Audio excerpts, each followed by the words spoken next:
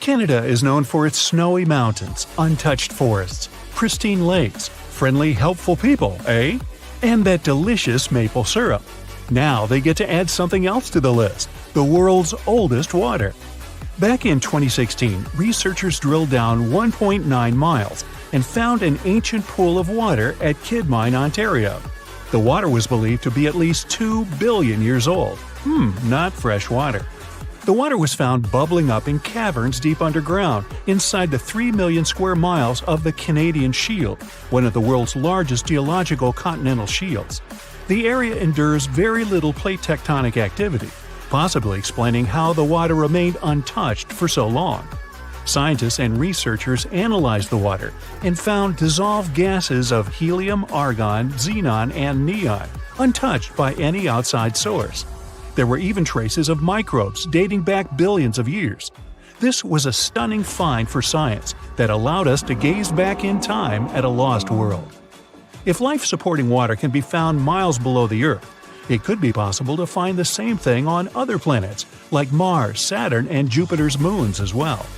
Point Nemo is the furthest point from land on Earth, officially called the Oceanic Point of Inaccessibility, kind of like my parking space. It's so far from land that the closest humans to it are usually astronauts. The International Space Station orbits the Earth from around 250 miles away, while the closest populated spot to Point Nemo on Earth is more than 1,670 miles in all directions. Since its real title is a bit long, it was nicknamed Point Nemo after Captain Nemo from Jules Verne's 20,000 Leagues Under the Sea.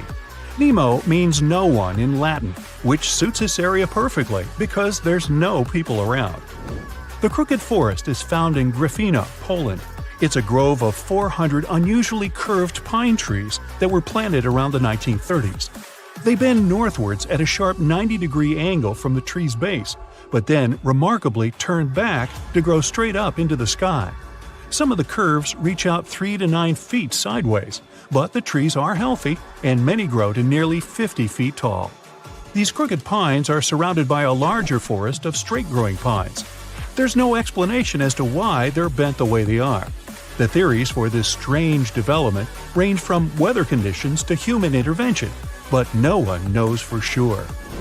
The Hamza River is one of the longest and widest rivers in the world, and it sits right underneath the Amazon River itself. At a depth of 2.5 miles, this river flows a little more than a trickle compared to the Great River above it. The push of the Amazon River's water into the Atlantic is around 35 million gallons per second, while the Hamza only manages 1 million gallons per second. Either way, there's no choice but to go with the flow. Around the same length as the Amazon itself, 3,700 miles, it's the width that stunned the science world. It's 125 to 250 miles wide, compared to the Amazon's width of about 1/2 mile to 60 miles wide.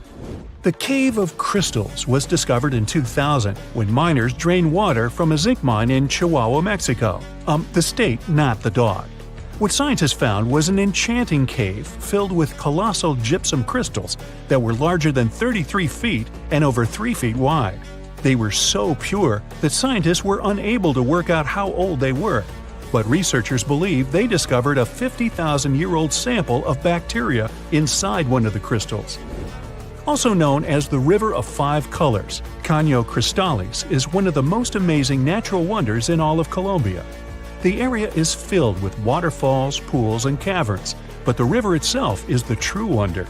Every year, between June and November, the river hypnotizes spectators with amazing yellows, greens, blues, blacks, and red shades to create a liquid rainbow. A red plant that grows in the riverbed is the main cause of this unique phenomenon. Other colors come from the black rocks, green algae, clear water, and yellow sand, producing a pearly effect. The colors change every year because of the plant's growth from rainfall, temperature, and sunlight. During the rest of the year, the riverbed appears in a dull green hue. Scientists in Hawaii discovered that red algae were making sounds in the waters around coral reefs. The noise was believed to come from the loud snapping shrimp, until researchers put the sound and presence of algae together and started monitoring the bubbles. As the algae use photosynthesis for food, they produce tiny bubbles that collect on their surfaces.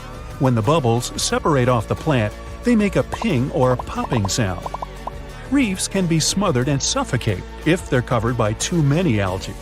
Discovering that photosynthesis makes a sound could be useful for the reef's preservation. The algae could provide early warnings for scientists, so they can stop these vulnerable areas from being overrun. After heavy rains and seismic activity hit Kenya's Great Rift Valley in March 2018, a vast chasm expanded across the land. The rift measured quite a few miles long and was over 50 feet wide in some parts. Essentially, it was tearing Africa in two. Africa sits on two tectonic plates, the Nubian and the Somali plate. Deep below Earth's surface, driven by the active mantle, the plates are being pulled apart. This creates the huge, extraordinary rifts we see on the surface. It will take millions of years for the large continent to actually separate into two pieces. I won't be around then. But when it does, it'll also create a new ocean basin. The Eucalyptus deglupta thrive in the tropical forests of Indonesia, Papua New Guinea, and the Philippines, and they're like something straight out of a video game or fantasy movie. Growing up to an enormous height of 250 feet in its native environment, this one-of-a-kind tree has bark that displays green, bright blue, orange, purple, and red streaks as it ages, kinda like me. As strips of bark fall away, the tree's colors change, and the bright green inner bark is revealed. Off of the beautiful island of Mauritius in the Indian Ocean, there's a spectacular view that has to be seen to believe. You'll need to hop on a plane to get a bird's-eye view, though. What looks like an underwater waterfall is actually sand from the shores being pushed off of a high coastal shelf by ocean currents. It falls all the way into the deep dark depths of the ocean on the southernmost tip of the island.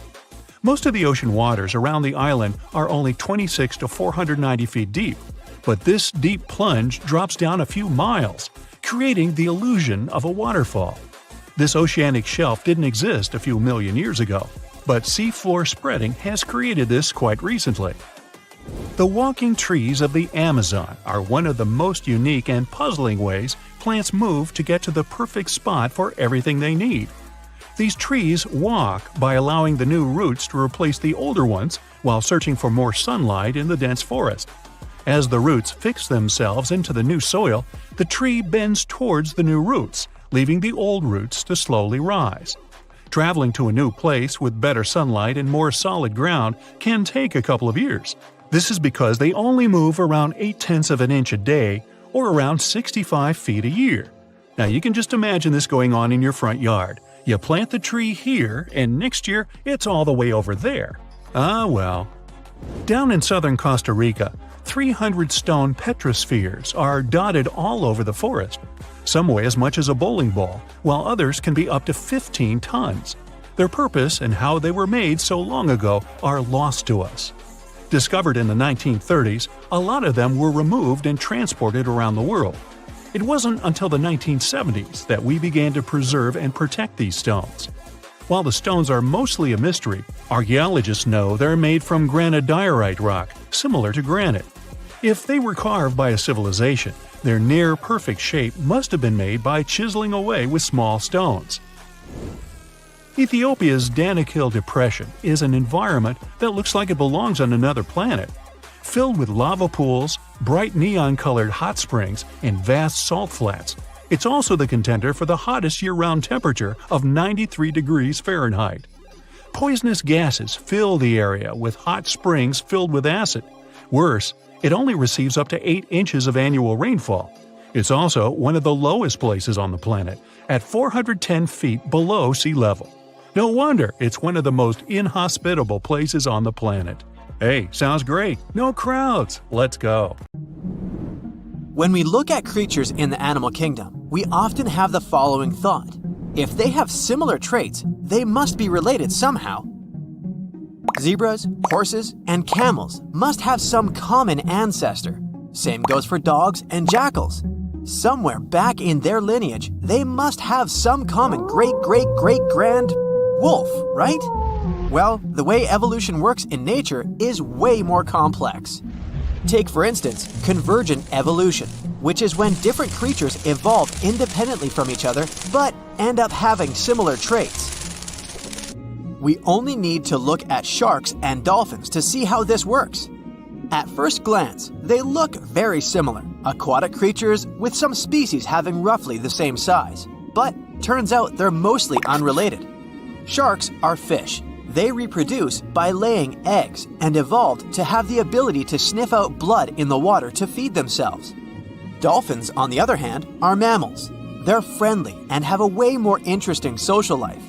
Take bottlenose dolphins, which have their own special whistles that they use similar to how humans use their names. Not only do they develop this type of whistle to introduce themselves to other dolphins, but they can also learn such names so they can better communicate with each other. Sure, sharks and dolphins did have a common ancestor, but this one lived in the sea almost 300 million years ago. It's safe to say, dolphins and sharks aren't even cousins these days.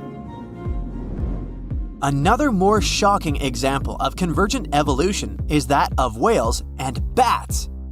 Most of the creatures we can name on the top of our heads use light and sight to understand the world around them.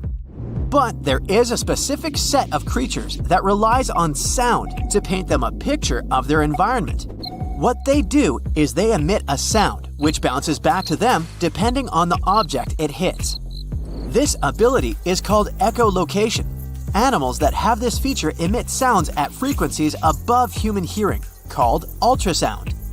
Those sound waves bounce off objects while they move around, allowing them to figure out where they are in a certain space.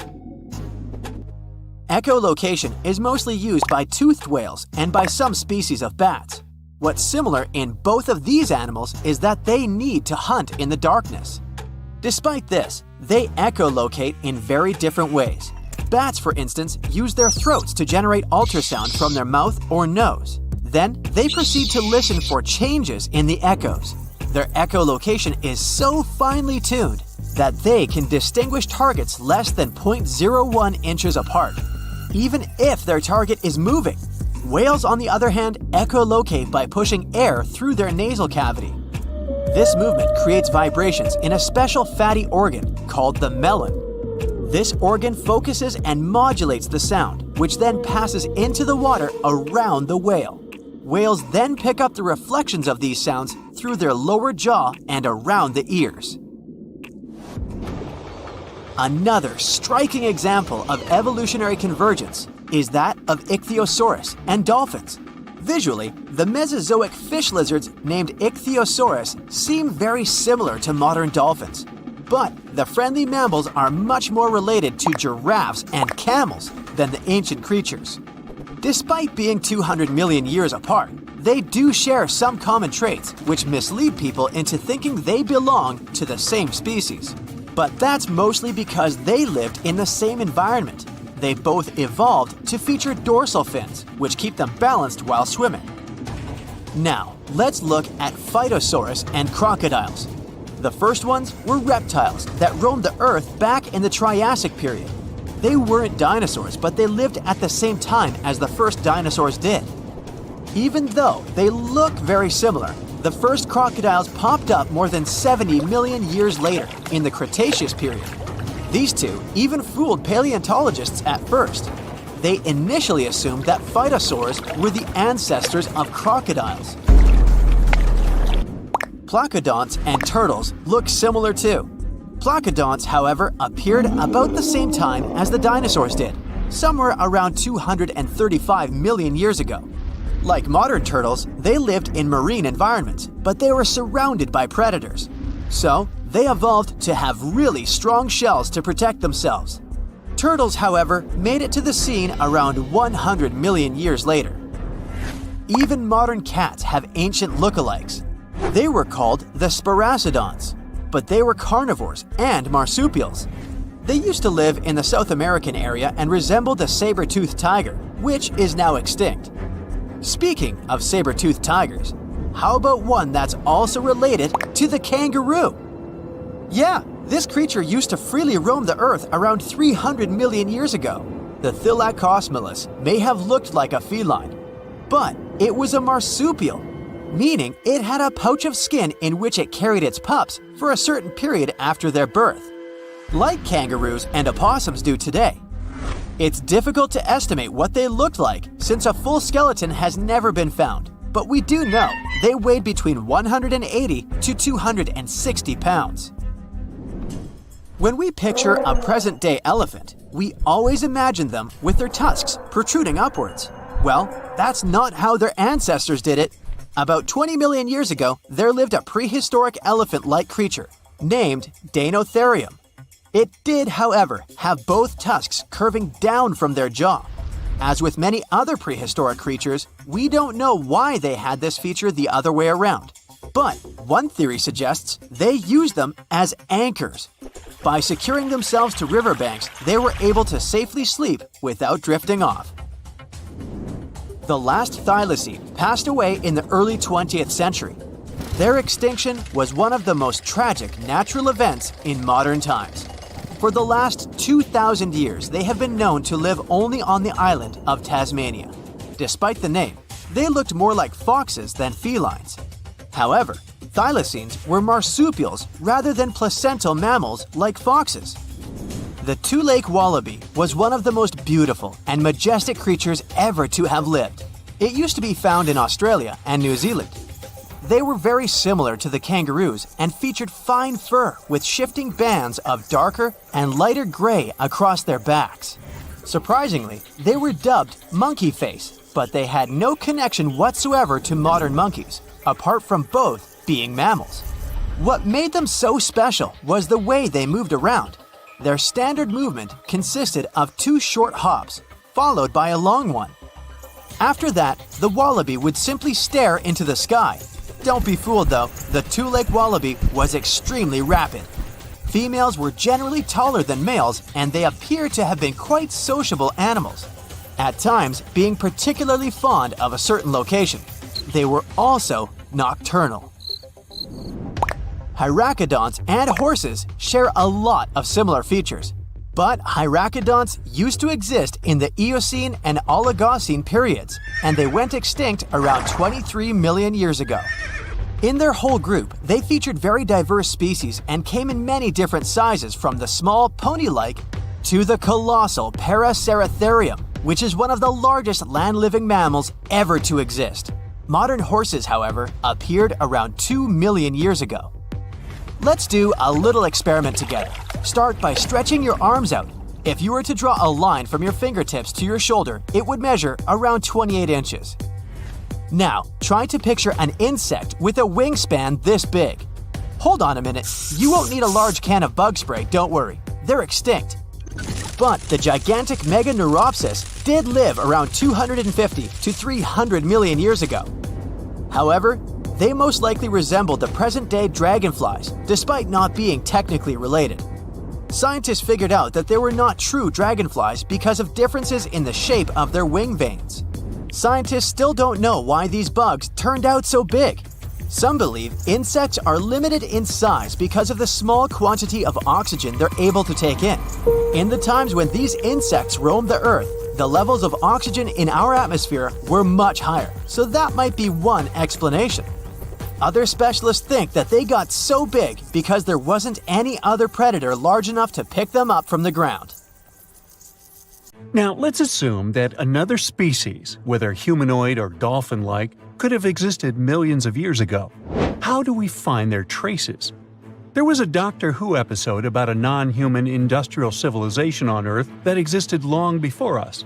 These reptiles, called Silurians, were forced deep underground by a catastrophic rise of temperatures on Earth, and there they thrived for centuries. That inspired scientists to create the so-called Silurian hypothesis. If there was an advanced civilization before us, we should find their traces somewhere. Well, let's try. Climatologist Gavin Schmidt and astrophysicist Adam Frank decided to dive into this themselves. Like us, any technologically advanced civilization would be hungry for energy. So they looked for global effects that would leave a widespread mark. For example, hints of large-scale industrial processes, like plants and factories, and their leftovers.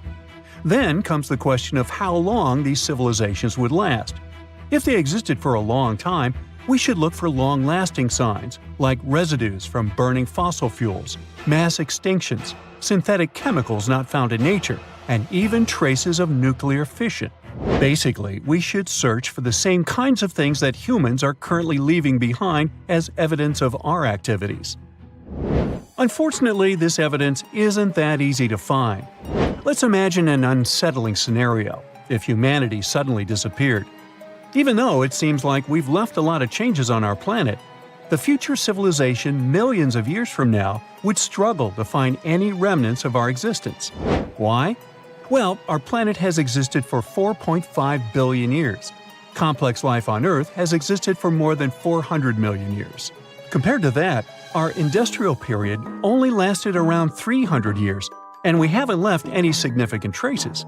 Our record of Earth's history is full of gaps, especially the further back you look. The fossil record captures only some things, being very selective and incomplete. On average, one fossil emerges every 10,000 years, and dinosaur footprints are even rarer. Mountains rise, oceans change, and plate tectonics can easily wipe out evidence of entire civilizations. After a couple of million years, chances are any physical signs of a civilization would disappear. In order to find at least something, we have to look for things like odd sediment patterns or unusual isotopic ratios. Also, fossils mostly form in water, leaving us in the dark about creatures on land or in the jungles. So even if there was a technologically advanced society millions of years in the past, and even if they were far more advanced than us, we might struggle to find any clues of its existence. Frank and Schmidt try to understand how we could ever hope to spot signs of them. Discovering actual cities would be the ultimate proof of a Silurian-style civilization on Earth. But Adam Frank isn't too optimistic. Even now, our cities cover less than 3% at the surface, making it easy to miss ancient city ruins. Whether a city survives over tens of millions of years depends on whether the land around it is sinking, getting locked into a rock, or rising, getting worn away by rain and wind. So, places like the French Quarter in New Orleans might have a better shot of making it into the geologic record than, say, Haight-Ashbury in San Francisco. When it comes to finding artifacts, the odds are pretty slim as well. No prehistoric iPhone would survive millions of years, fancy glass or not. Finding their fossilized remnants might be a bit more promising, but it's still tricky. Considering modern humans have only been around for about 100,000 years, it's quite possible that we might overlook any traces of an earlier advanced species. There is one thing, though. We could stumble upon their traces in rocks. Our current chaotic era might leave a distinct mark on the Earth's geological history, especially since we're basically experiencing PTM 2.0. I'll get to that in a moment. So they try to look at the changes in the carbon cycle. Humans have been releasing a lot of fossil carbon since the 18th century. This leaves a special mark in the carbon isotope ratio, like a signature that shows the difference between carbon in living things, such as seashells, and carbon in lifeless volcanic rock.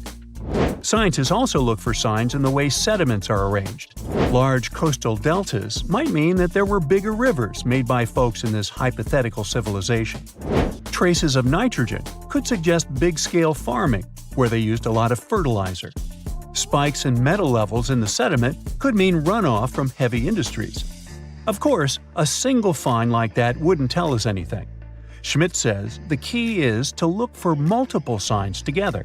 Without clear artifacts, the uniqueness of an event might show in various clues rather than a set of changes linked to a single cause. On a quest for Silurian-style clues, scientists even decided to check the Moon. Some astronomers find it surprising that no one has looked into this before. They even joked about the possibility of dinosaurs building rockets and leaving traces on the Moon or other celestial bodies. These astronomers think that Earth-like planets tend to erase signs of civilizations on their surfaces. So they're exploring the wild notion that these beings might have been space travelers. In that case, remnants of their technology, known as technosignatures, could be lurking not only on our Moon, but also on asteroids, or even buried on Mars. There they might endure for millions or even billions of years. Unfortunately, so far, despite digging into the past 380 million years and examining all suspicious events, the researchers haven't found a clear match for a technological civilization. They don't give up, though. Frank calls for more investigation. For example, we could study how modern industrial chemicals stick around in ocean sediments. This, he believes, could help us identify similar chemical traces in the Earth's history. If there are no traces, why do we even bother to find something like that? This research is based on Schmidt and Frank's recent papers. They were delving into the Anthropocene. It's the proposed epoch, dominated by human activities on Earth. It's full of these things called hyperthermals. They're prehistoric events when temperatures on Earth sharply increased over a relatively short time. They're like extreme heat waves from the past. A great example of this is the Paleocene-Eocene thermal maximum, or PETM for short. It happened around 55.5 million years ago and saw a rapid rise in global temperatures. Over 200,000 years, the average temperature on Earth jumped from about 9 to 14 degrees Fahrenheit. We study these hyperthermals to understand how they occurred, from natural causes or human activities. So, these hyperthermals sparked the genesis of Frank and Schmidt's research. To study them, scientists started examining chemical signals and tracers left in rocks. When doing that, Schmidt and Frank uncovered some eerie parallels between all the climate issues we have today and past periods of rapid temperature shifts. There's a close similarity between the PETM and other hyperthermal events. So all this work isn't just about solving a historical mystery. Understanding our impact on the environment can guide us to finding better ways to live in harmony with the planet and avoid becoming a forgotten species in the future. Our Milky Way is filled with lots of planets that could be just right for life, but we don't know if there are other civilizations out there. Earth is the only place we know of with living beings. About 200 years ago, people wondered if there might be civilizations on Mars. Back then, it was a real question. But once we got pictures from space probes, we decided there wasn't any evidence for it, and that idea got stuck in our minds. Now, it's not even considered a valid topic for serious science. It's seen as kind of silly. But no one has set clear limits on what could have happened on our own planet a really long time ago. So, even if there is no proof, we shouldn't throw away the possibility. Don't forget, it took humanity a while to recognize dinosaurs. Maybe Silurians are just patiently waiting for their time.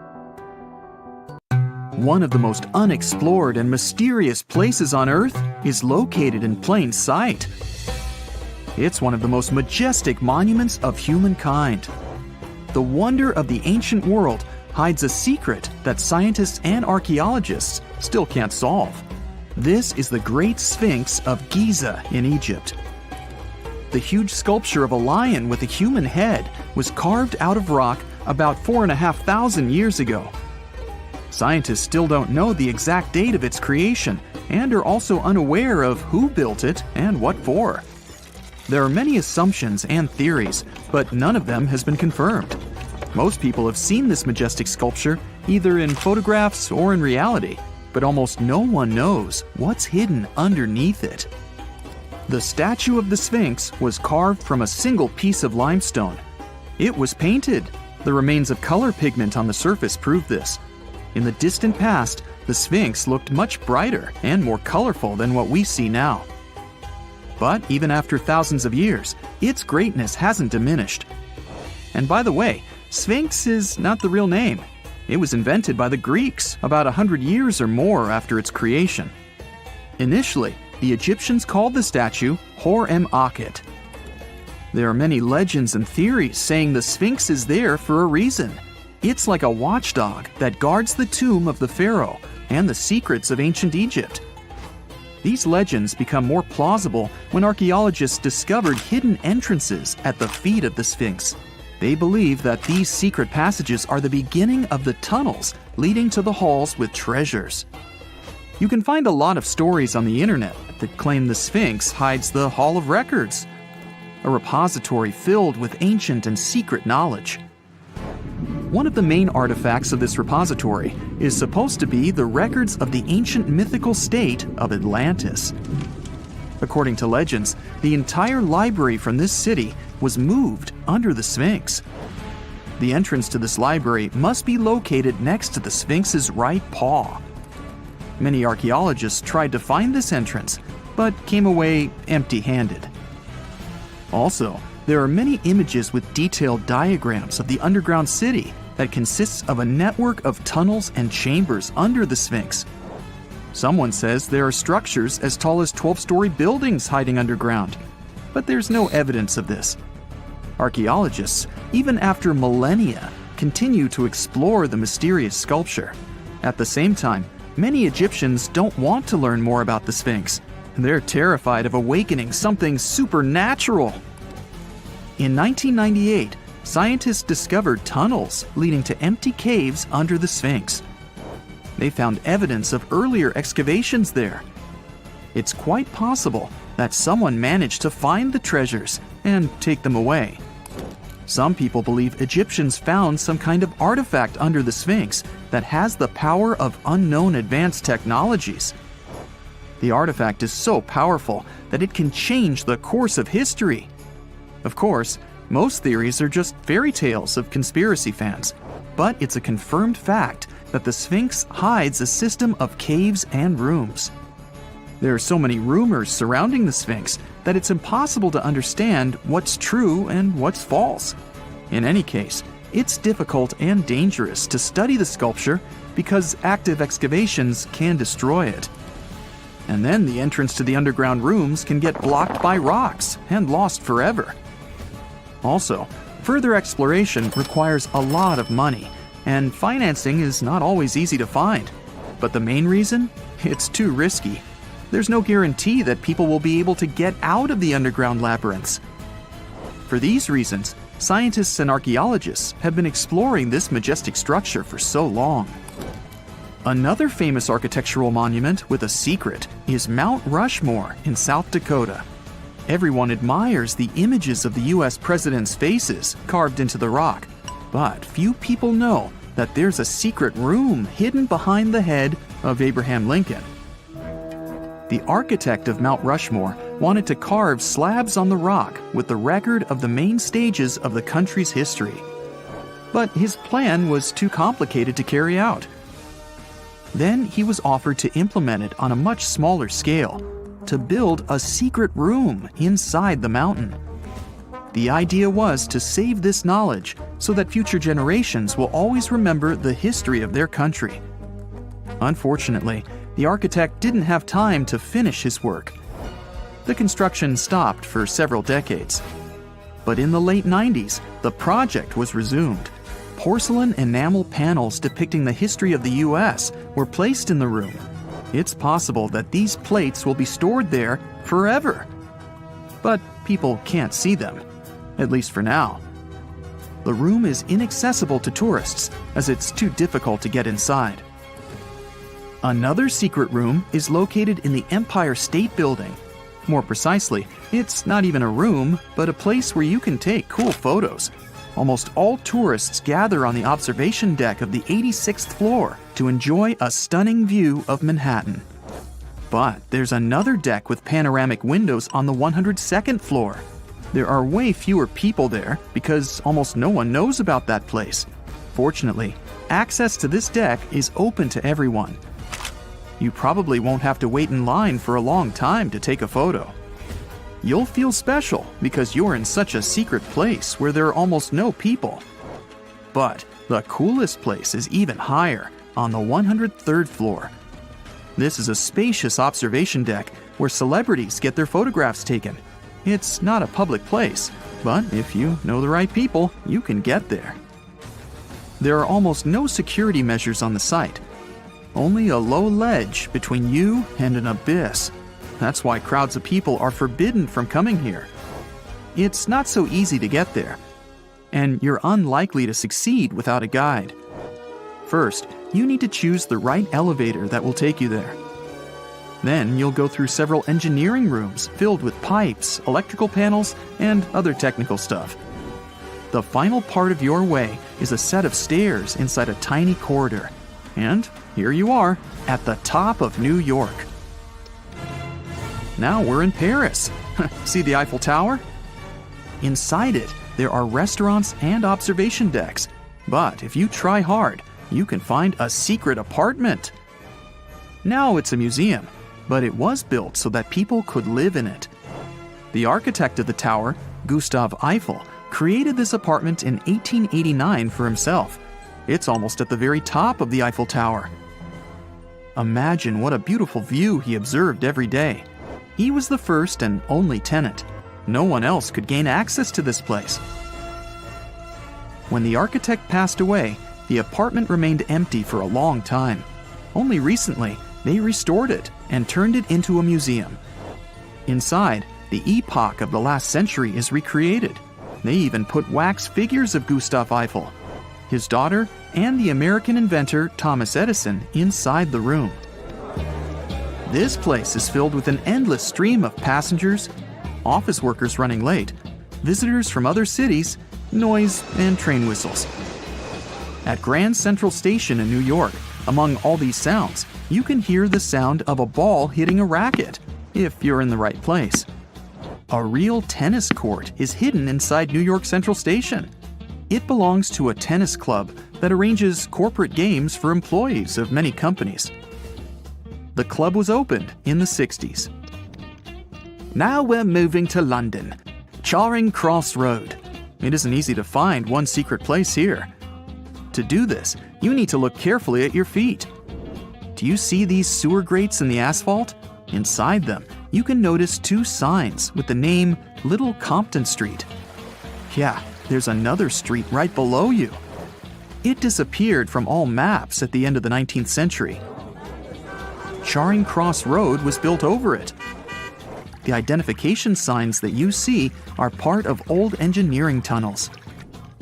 There's another interesting place in London. It's located in the southeast corner of Trafalgar Square. At first glance, it looks like a thick lamppost, but there are too many tourists walking around. You come closer and realize that one person can easily fit inside the post. The lamppost belongs not to an electrician, but to a police officer. Yeah, this is the smallest police station in the world. It was built in the 1930s and used as a watch post.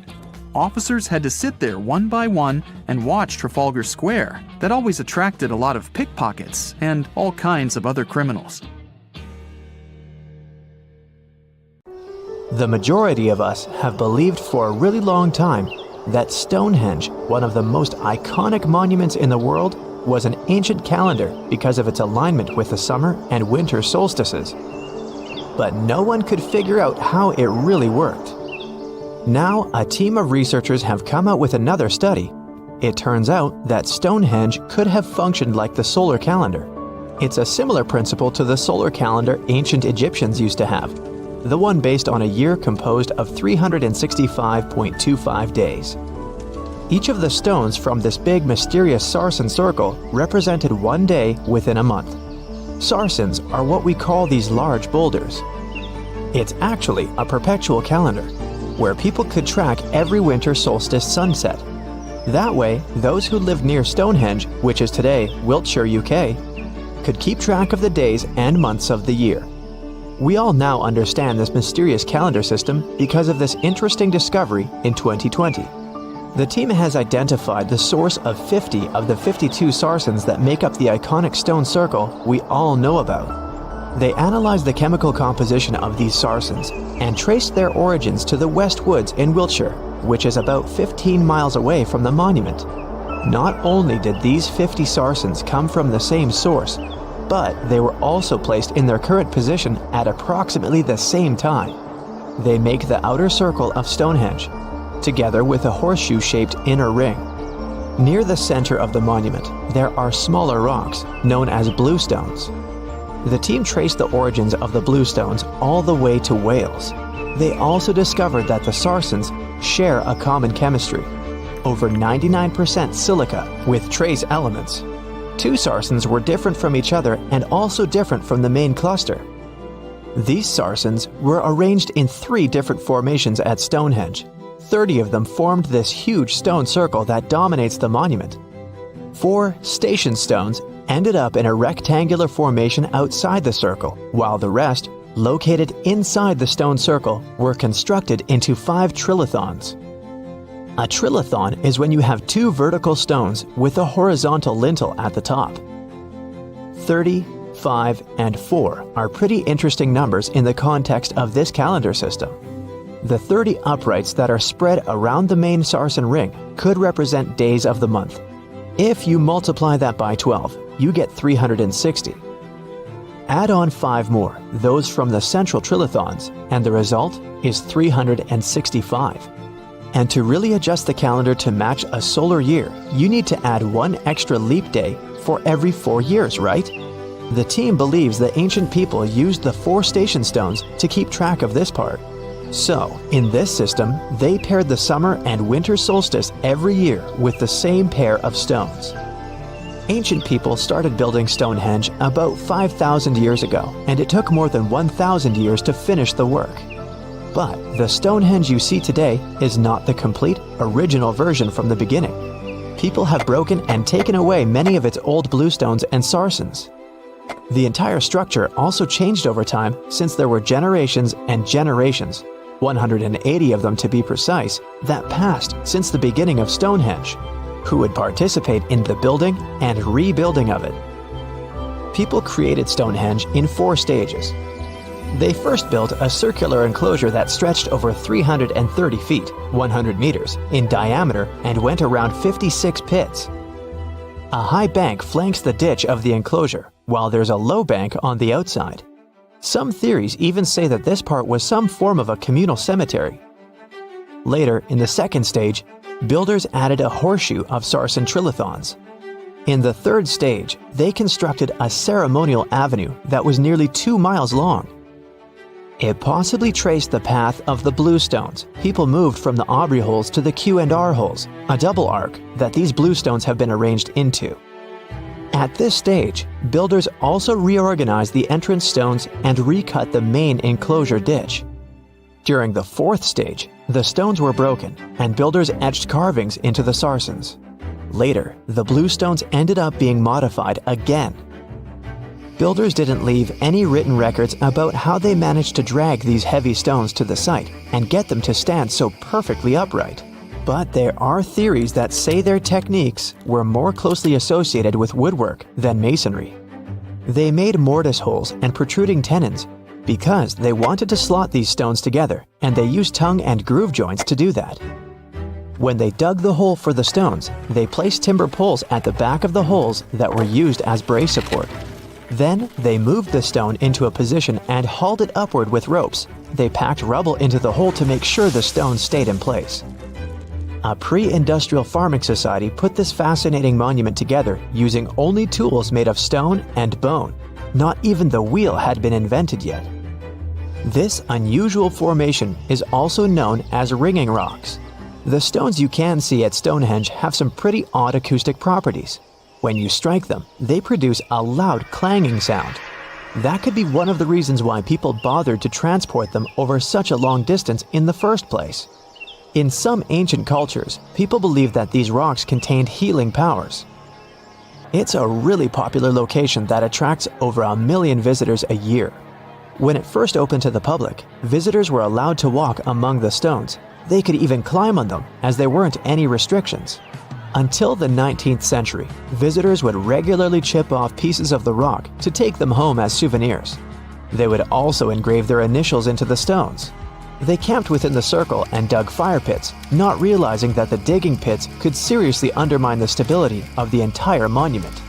Over time, visitors have encountered more and more restrictions until the monument was finally roped off in 1997 because of the serious erosion of the stones.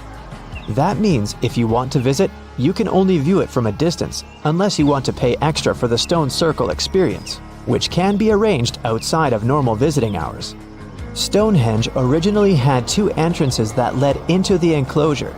There was a wide one to the northeast and one that was a bit smaller and located on the southern side. If you look at it today, you can see there are many more gaps. This is mostly because of tracks made later that once crossed the monument. The ground within Stonehenge has been severely disturbed, and it wasn't just about random visitors digging fire pits. There was a group of people who dug a large deep hole within the stone circle in the 17th century because they were looking for treasure. Then there was Charles Darwin, who also did some digging because he was studying earthworms in the area. He wanted to know how these worms could impact objects in the soil over time. He observed how a fallen stone there had sunk deeper into the ground and realized it was happening because of the activities of these tiny creatures who churned through the soil all the time. In 1963, there was a theory that Stonehenge had been built as some sort of computer that predicts solar and lunar eclipses. Later, some proposed it was actually constructed as a monument to ancestors that had passed away. This theory says the permanence of its stones represented the eternal afterlife. The average sarsen you can find there weighs 25 tons, while the biggest one weighs around 30 tons. If you want to get an idea of how massive these stones really are, you can go behind the visitor center in the outdoor gallery to check out a replica sarsen stone. It's a true copy of a freestanding upright from one of the trilithons that are located in the inner horseshoe of the monument. There are 5 Neolithic houses at Stonehenge based on real archaeological evidence of houses found in that area. Each of them had stake-built walls and a chalk floor. Some even had furniture. There was also a lot of trash discovered, which means people in this area used to like celebrations and feasting.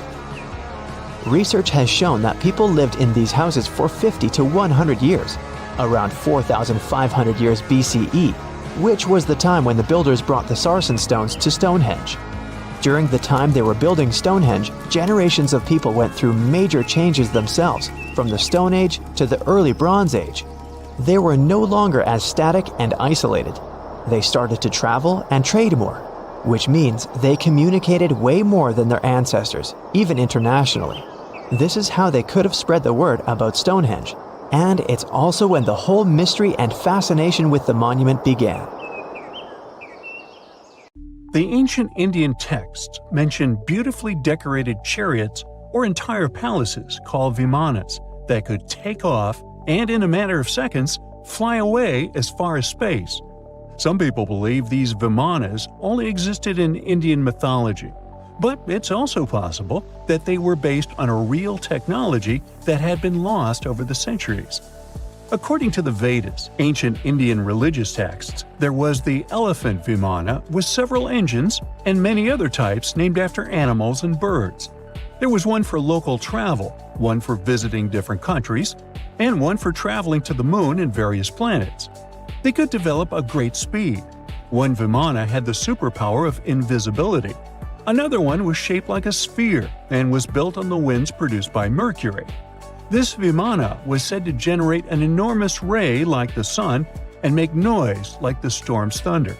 All the vimanas were unbreakable and perfect for attacks on foes. Now, to operate a vimana, you'd need to know a lot of stuff, pretty much like today's airplane pilots. 32 secrets in total. They'd cover the aircraft structure and the secrets of taking off and maneuvering without crashing. That's a good thing. The pilot was also expected to know how to be seen and unseen, how to be hidden, how to be quick, how to manage contractions and expansion, and many other tricks. To hide the flying machine from foes, the pilot was instructed to move to the 8th atmospheric layer above the Earth and use the power of dark solar rays. This instruction might sound a bit weird, but there were others, more realistic ones, which still make sense in modern aeronautics. There are sections of ancient texts on the vimanas that focus on details like flight paths, pilot training, navigation, and even suitable clothes for pilots and recommended food for long flights. There was also a lot of technical detail about the use of heat-absorbing metals, the metals utilized, and melting points. The supporters of the theory that the vimanas were more than just myths are sure that the ancient Indians would unlikely go into all these details just for a beautiful story. So, the flying palaces might have been real and way ahead of their time, like many other great Indian inventions. Back in the 6th century BCE, an Indian physician named Sushruta basically wrote the original guide to medicine and surgery. They even called him the father of surgery for his work. Sushruta laid down the details on hundreds of medicinal plants and described complex surgical procedures. He gave instructions on nose reconstructions and skin transplants from one part of the body to another. The original method of rhinoplasty, which involved taking a piece of skin from the forehead to reconstruct the nose, is still used today. But back then, it had a slightly different purpose than surprising your followers on social media. Those nose jobs helped out folks who had lost their noses as punishment for crimes or in fights. Now you gotta thank an ancient Indian math prodigy for the invention of zero. It might not seem like a big deal, but without it, we would have no binary system and no computers. People before the 5th century CE were only thinking about some sort of a sign to indicate nothing. The invention made addition, subtraction, and other mathematical operations a whole lot easier. You can see the oldest zero in existence carved in the wall of a temple in Gwalior, India. The Indus Valley Civilization was using rulers in 1500 BCE and earlier. Made from ivory, these rulers were found during excavations in what is present-day Pakistan and northwestern India. They were widely used in architecture with amazing accuracy. They had units corresponding to slightly over 1 inch that were marked with precise subdivisions within 5/1000ths of an inch. The next invention is more of a concept than a physical item. Standardization is all about setting the rules based on a bunch of people, things, or interests. One of its cool applications that we've all gotten used to is standard weights. Whether you're using pounds or kilograms, you need these universal measurements for weight, right? For this, we owe a big shout-out to the merchants from the Indus Valley Civilization who lived around 4,000 years ago. They were measuring everything from food grains to fancy luxury goods using these standardized weights. And their weights had decimal and binary mathematical systems going on. They didn't have high-tech gear, but they pulled off some serious precision using complex calculations and even sand for construction. Their art of standardization made its way to Persia and Central Asia, basically becoming the global weight-watching standard. So if yoga is your go-to exercise, you definitely have a personal reason to appreciate the ancient Indian geniuses. Over 5,000 years ago, during the rule of the Indus-Sarasvati civilization in northern India, yoga was first mentioned in the Vedas. Yoga was refined and shaped over the centuries until it grew into a massive teaching with over 200 sacred writings dedicated to this way of obtaining enlightenment. At the beginning of the current era, yoga got a new trajectory thanks to a Hindu writer who laid down a system of yoga in his text, the Yoga Sutras. It became a whole-body rejuvenation, a life-extending practice with poses that you are still doing on the mat today. Yoga has reached the Western world only in the 19th century, and it caught on like wildfire. Chess, the all-time top game for intellectuals, is also an Indian invention. Its ancestor was called Chaturanga, and it was a strategic board game that started gaining popularity around 3,000 years before the current era. This early Indian version of chess was played by 4 people, not 2, and had 64 squares. Each player had 8 pieces, ranging from pawns to kings, bishops to knights, and there was no standard 6-faced dice. They rolled with an oblong one. Players facing off were actually allies, forming 2 teams based on the direction they sat. Chess, that we know and love today, was first mentioned in ancient Indian literature in a legend. It said that the wife of a villain called Ravana had invented the game to amuse him. Now, the word shampoo comes from the Hindi word, which means to soothe or knead. The substance was invented in India in 1762 and was originally used for head massages, hence the name. The first shampoo was made of natural oils and herbs. British traders fell in love with the idea and brought it back with them to England. It took years for the original head massage oil to evolve into shampoo as we know it today, but it's still an Indian invention. Unlike the ancient Greeks, who wore animal skins, the Indians started cultivating cotton back in the 5th and 4th centuries before the current era. They used cotton threads to produce fabrics that soon became a huge hit in the Mediterranean and beyond. Jute and wool also have their origins in India. Cashmere, the finest and most exclusive type of wool, actually comes from the Kashmir region of India. Buttons that sit proudly on that cashmere cardigan of yours also have ancient Indian origins. Some 5,000 years ago, the Indus Valley civilization started cutting seashells into geometric shapes with tiny holes in them. First, they were just decorations, but then people started using them to fasten clothes. Now, when you think about radio communication pioneers, Marconi's name usually steals the spotlight. He got a Nobel Prize in Physics in 1909 for his groundbreaking radio work. But there's an unsung hero in the radio waves game, and his name is Sir Jagdish Chandra Bose. He spilled the beans on radio communication way back in 1895. He shot an electromagnetic wave across 75 feet at the town hall in Calcutta, and it went through walls, rang a bell, and even set off some gunpowder. Marconi took a page from Bose's book, using his invention, the Mercury Coherer, as a blueprint for his own two-way radio.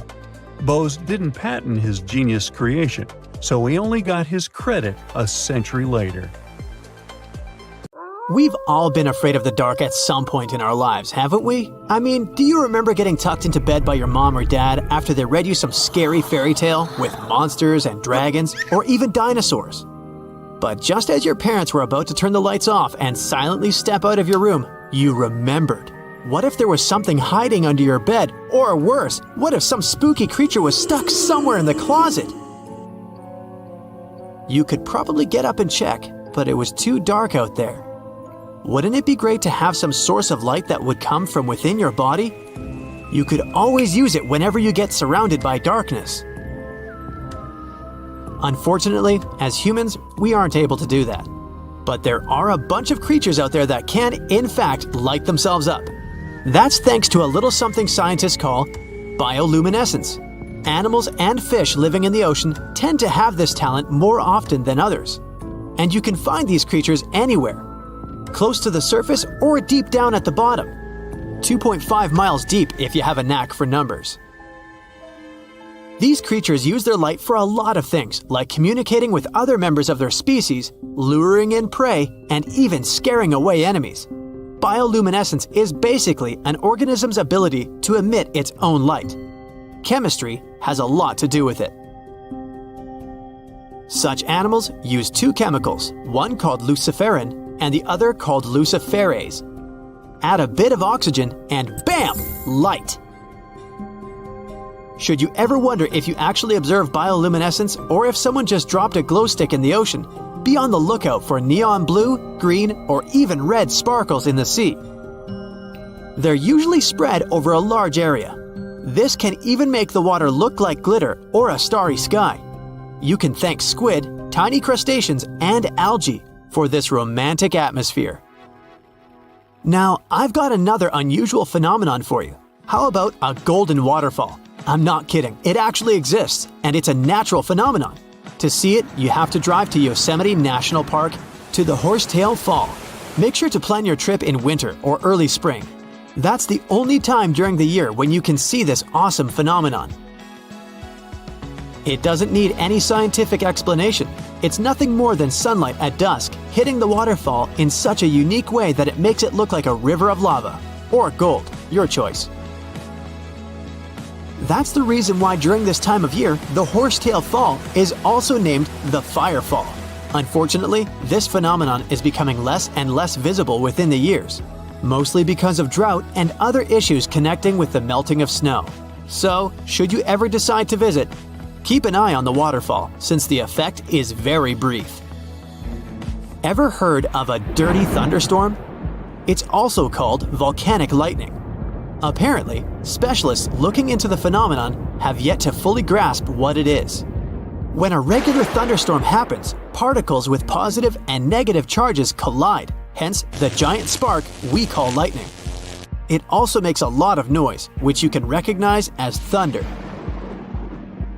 But when a volcano is erupting, some of the volcanic ash particles get electrically charged, and while getting projected into the air with a huge force, they collide and cause electrical discharges. This whole process makes it look like there's lightning coming from the volcano itself. Imagine all that ash, gas, and smoke coming from the crater, and then add some electricity to the mix. It'll make the whole picture look really bizarre. No wonder this phenomenon is called the dirty thunderstorm. Now, how about clouds that look like waves? Those are called asperitas clouds, and they're actually quite close to the ground, unlike your regular day-to-day clouds. The name comes from the word aspero, which in Latin translates to rough or uneven. On rare occasion, you may spot such clouds when the weather is calm, but they're mostly associated with thunderstorms. These clouds appear during unstable atmospheric conditions, and surprisingly, they don't produce rain. Even though they do resemble dark storm-like clouds, they also create random patterns, tricking your eyes into thinking you're looking at the surface of the sea from under the water. Another impressive kind of cloud is called mammatus clouds.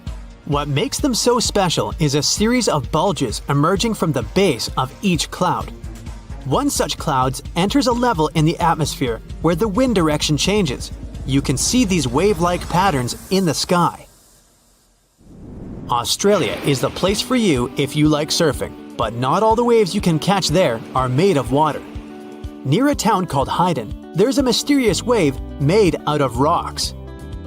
This granite formation supposedly dates back to 2.63 billion years ago. That's way before dinosaurs started hanging around the planet. Standing at 49 feet high and 360 feet long, the wave was formed as a result of two processes: weathering and erosion. There's softer sediment at the base of the wave rock, which was chemically weathered by groundwater. Winds and rain did the rest of the job, causing the erosion of the rest of the formation. Its red, yellow, and gray stripes are made of iron hydroxide, carbonates, and other chemical compounds that were washed down by the rain. You've made it to Australia, so stick around a bit more. There's one more location here that seems unreal. You'll need to fly over this one, however, if you want the best picture. In the western part of the country, surrounded by green woodlands, there's a series of lakes. They're all a staggering shade of bright pink. Out of them all, the most famous is Lake Hillier, a 2,000-foot-long reservoir. It's surrounded by both sand and a forest of eucalyptus trees.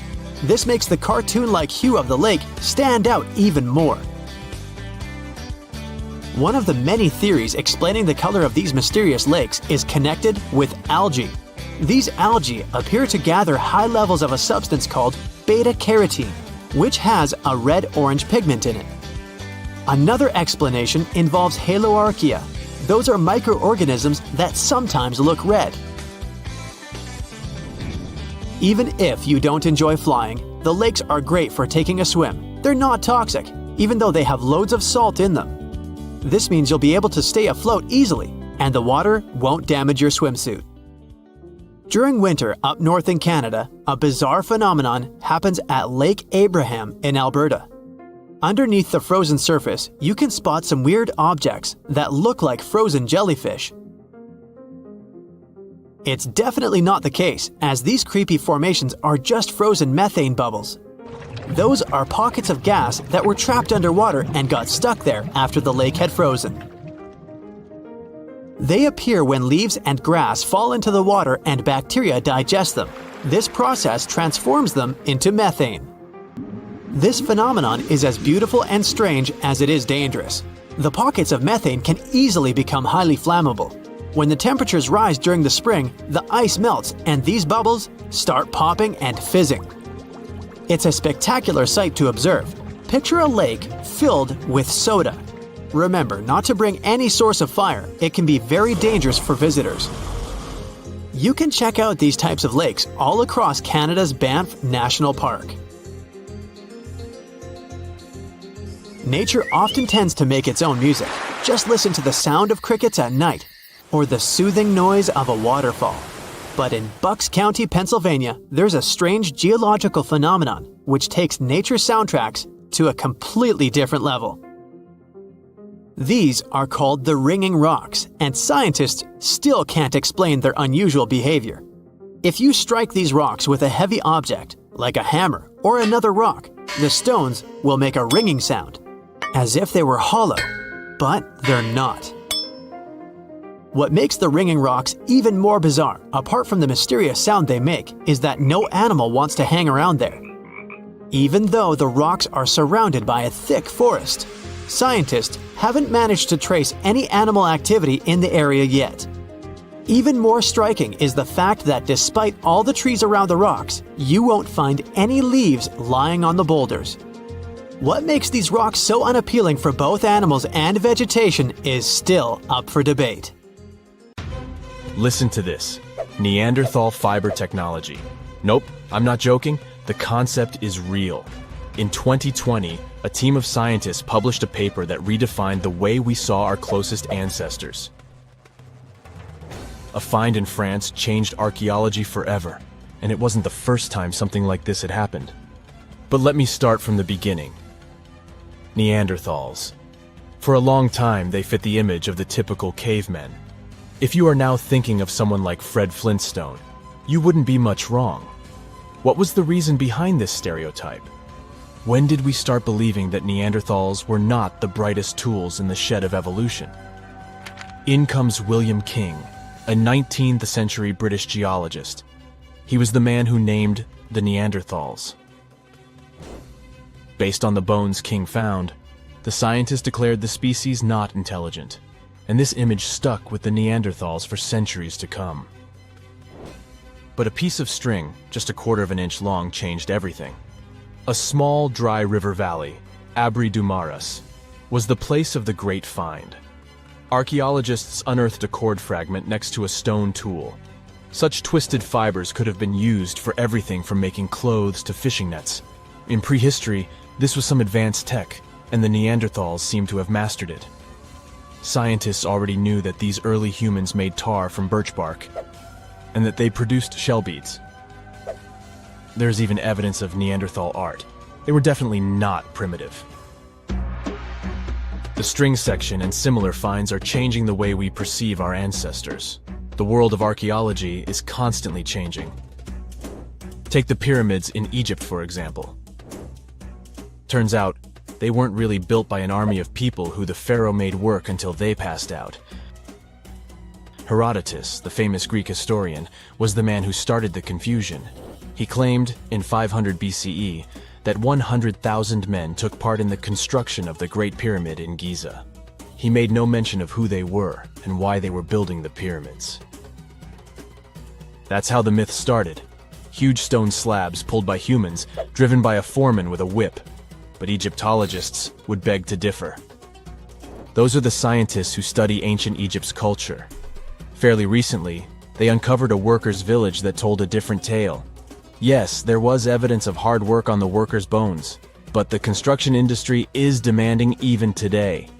It took almost 6 years for 12,000 workers to complete the world's tallest building, Burj Khalifa.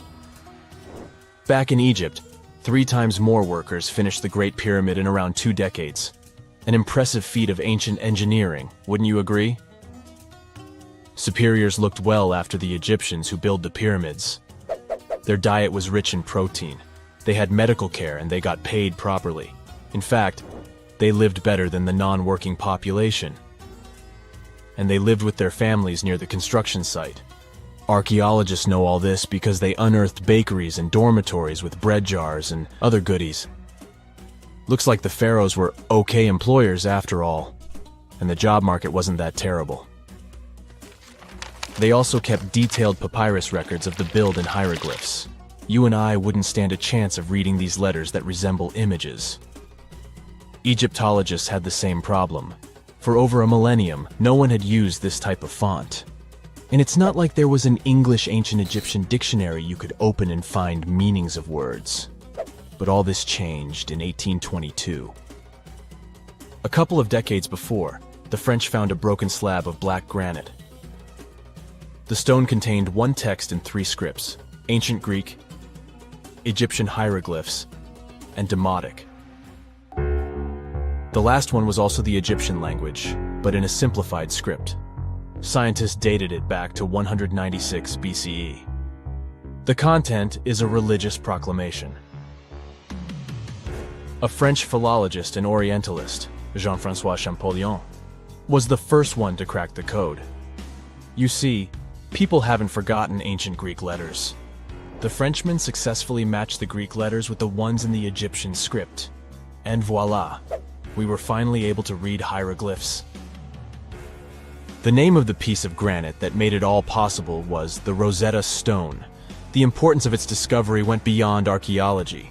The word Rosetta Stone even entered the English dictionary. It represents a discovery that helps people understand an enigma that has been puzzling them for a long time. There are similar games. A symbol is attached to a particular message. Then you have to decode the message by replacing the symbol with a corresponding letter. In a nutshell, this is what scientists did with the Rosetta Stone more than 2 centuries ago.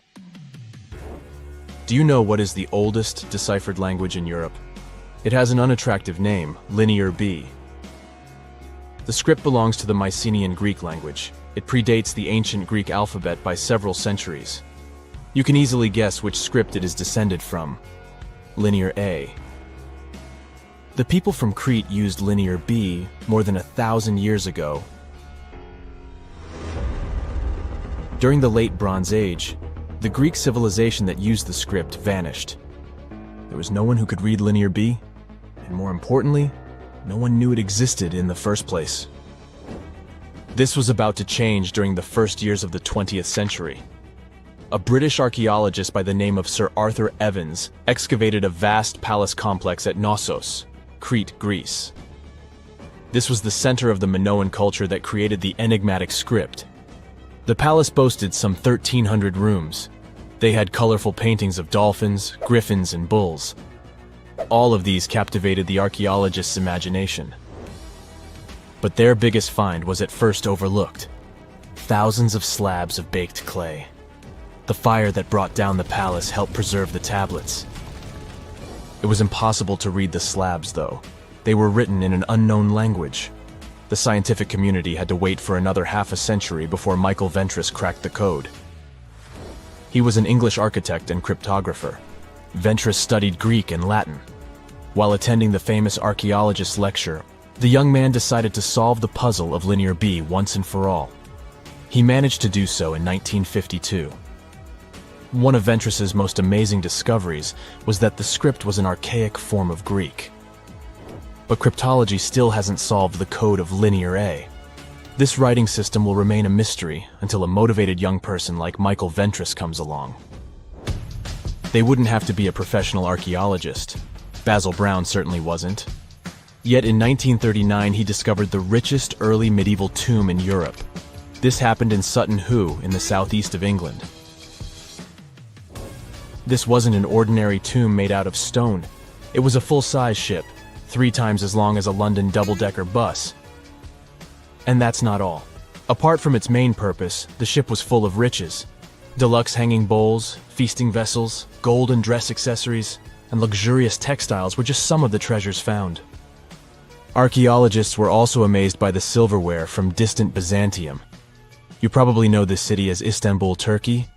Even in our age, it's several days' drive from Sutton Hoo. Just imagine how much time and money it cost to import a silver plate in the 7th century. That's when the ship went down, according to archaeologists. The English couldn't have done it. At that time, there was no England. The people living in the British Isles at the time were the Anglo-Saxons. Perhaps the ship from the grassy mounds in Suffolk belonged to one of their kings? We will never know. The local acidic soil did away with any possible evidence, or no one laid there in the first place. It could have been a cenotaph, which is a monument constructed to honor an important person. The archaeologists still don't have a definite answer. But what they have found at Sutton Hoo shed light on the Dark Ages. Before the discovery of the ship, they knew little about what had been going on in Britain after the Romans left.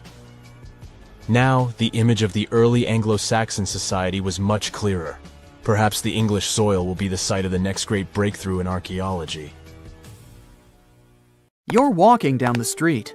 You see a strange-looking antique shop called Ageless Trinkets of Mr. Bright.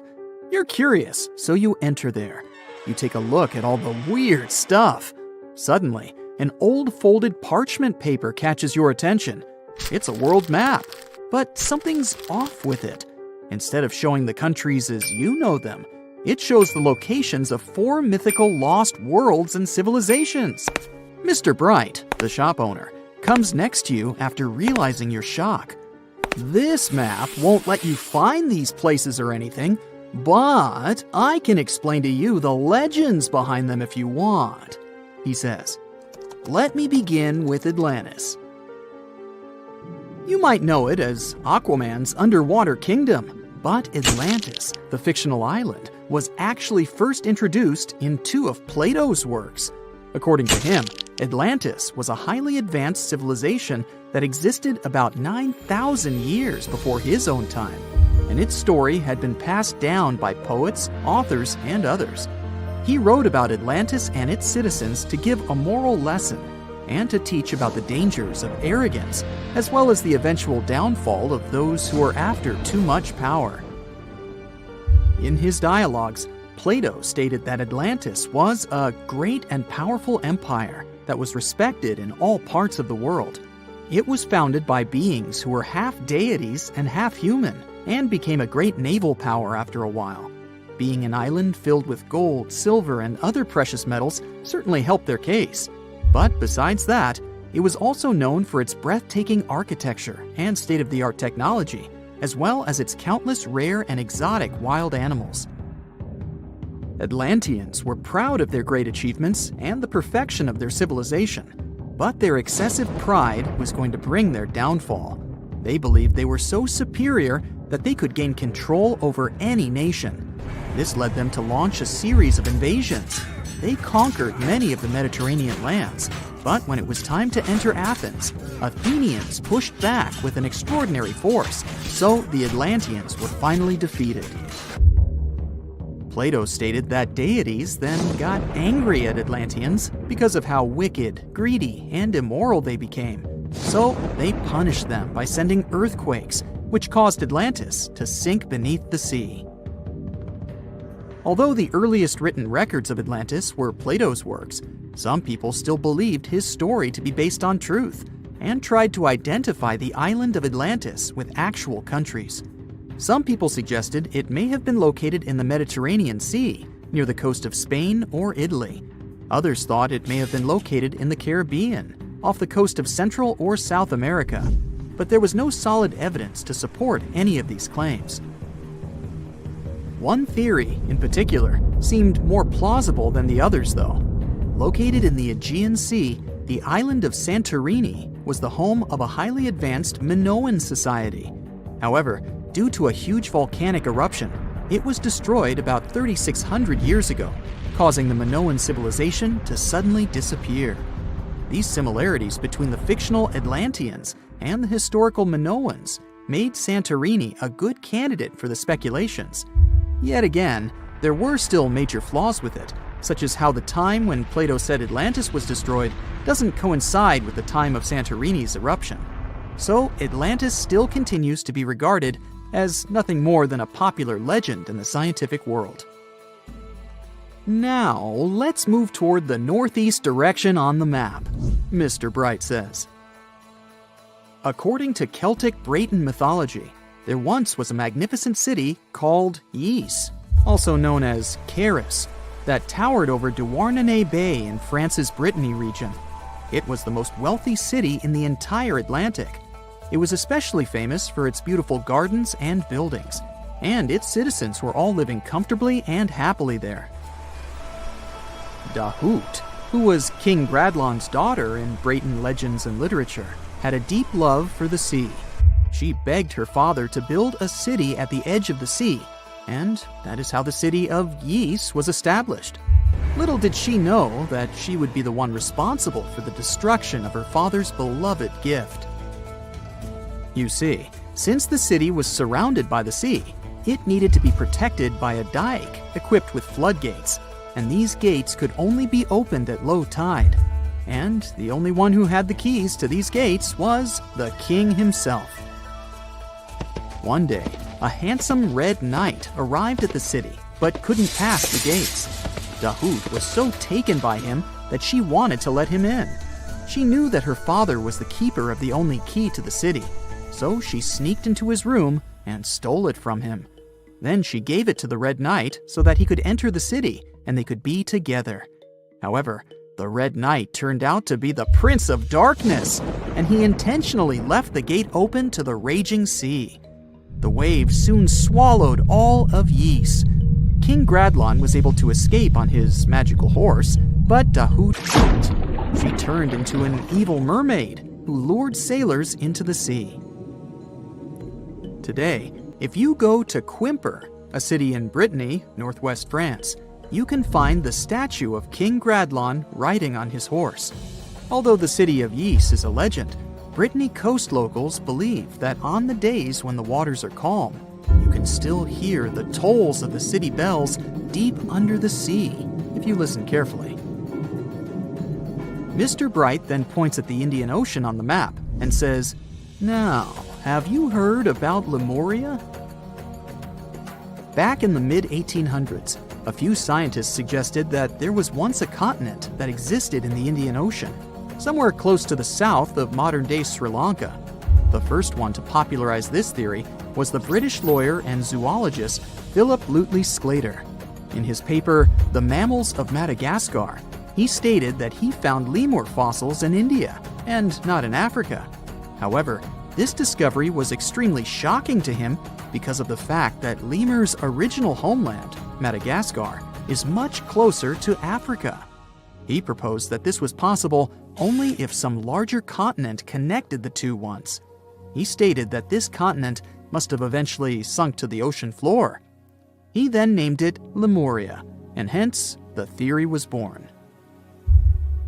People who came after Sclater took his theory a step further and thought that Lemuria was also the home of an extinct race of humans called Lemurians, who had 4 arms and enormous bodies, and were also the ancestors of modern-day humans, as well as lemurs. Of course, as new scientific discoveries were made on plate tectonics, evolution, and the study of DNA, the theories regarding the fictional continent called Lemuria were debunked. The last fictional land on the map is Agartha, Mr. Bright says. Taking its roots from Eastern mysticism, one legend says there's a kingdom called Agartha that is located deep beneath the surface of the earth. It's where all 4 corners of the world are connected by paths and tunnels. It is said that there's a secret entrance into Agartha hidden in the Gobi Desert, and it's built by Agarthans themselves using advanced technology that can't be detected by us, the surface folks. According to some beliefs, Agartha exists to counterbalance the energies of those who live above the surface. While we live in a state of rush and heightened emotions, this world beneath us is the total opposite. Some even say that those who escaped Atlantis fled here to continue their lives inside the Earth's core. And yet, others think it's actually a land that's crawling with all kinds of monsters.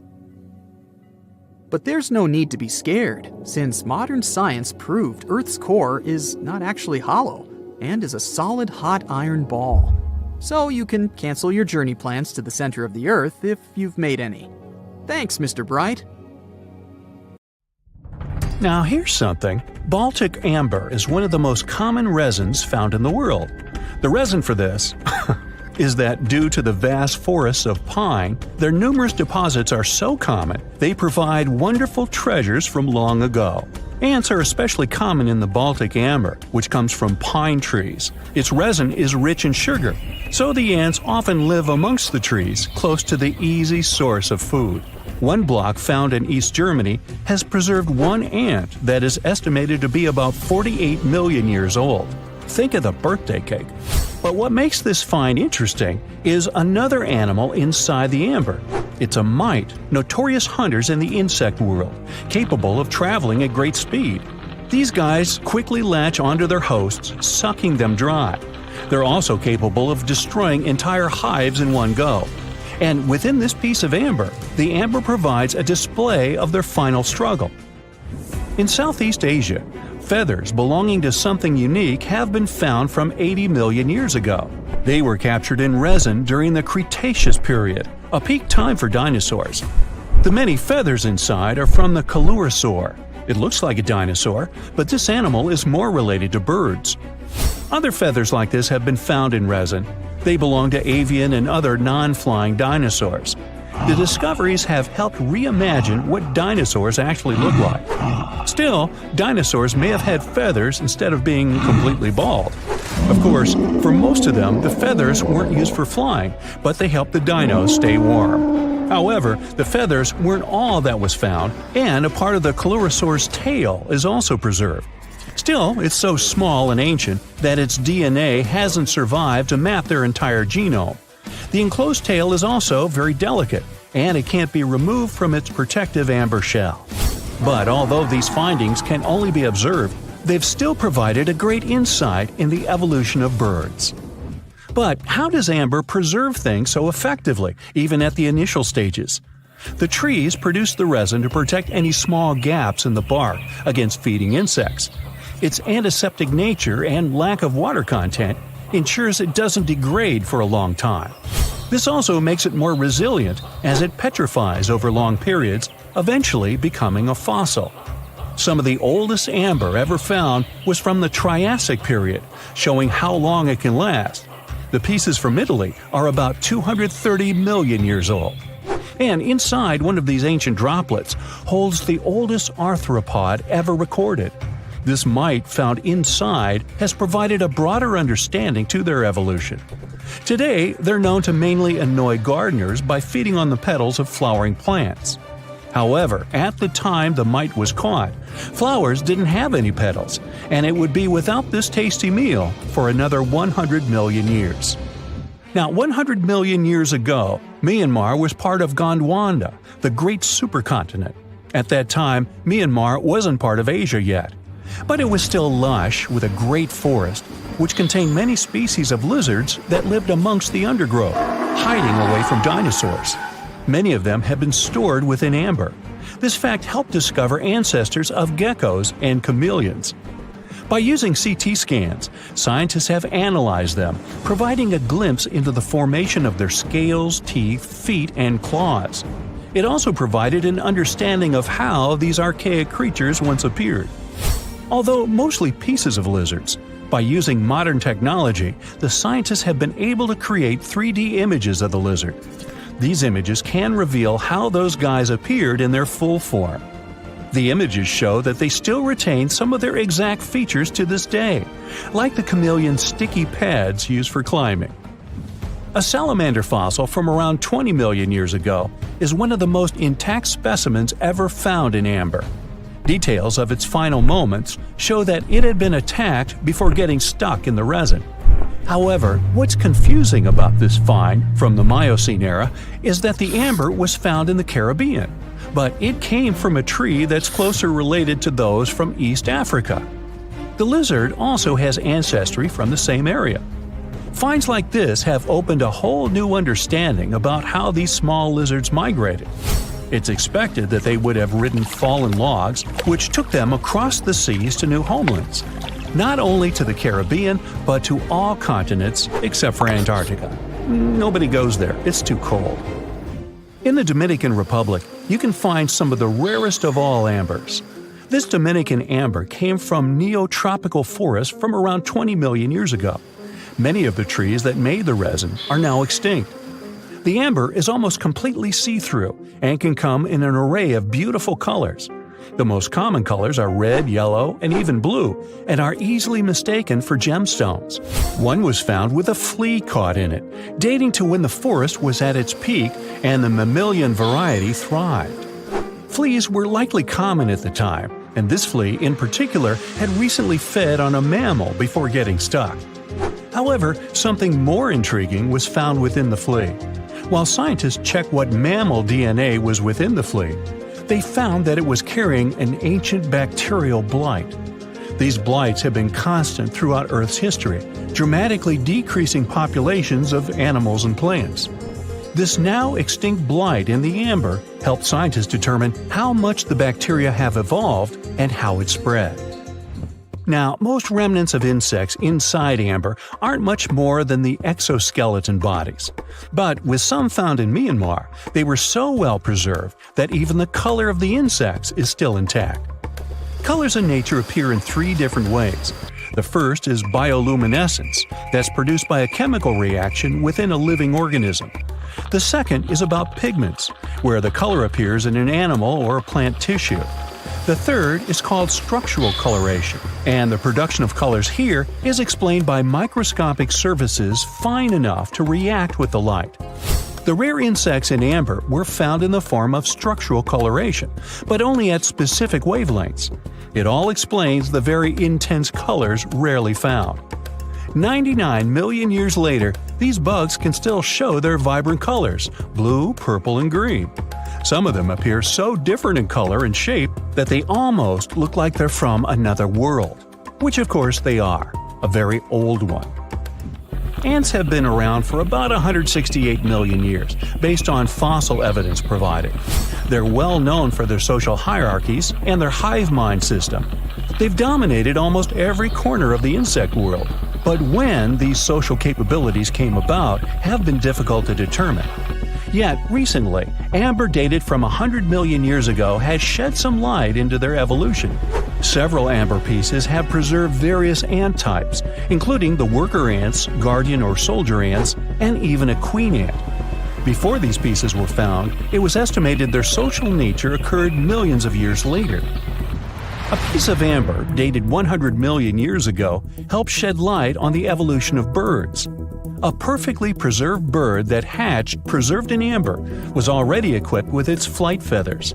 With the earlier physical abilities, they would be capable of moving around the nest by themselves at a very young age, and it's expected they could search for their own food almost immediately.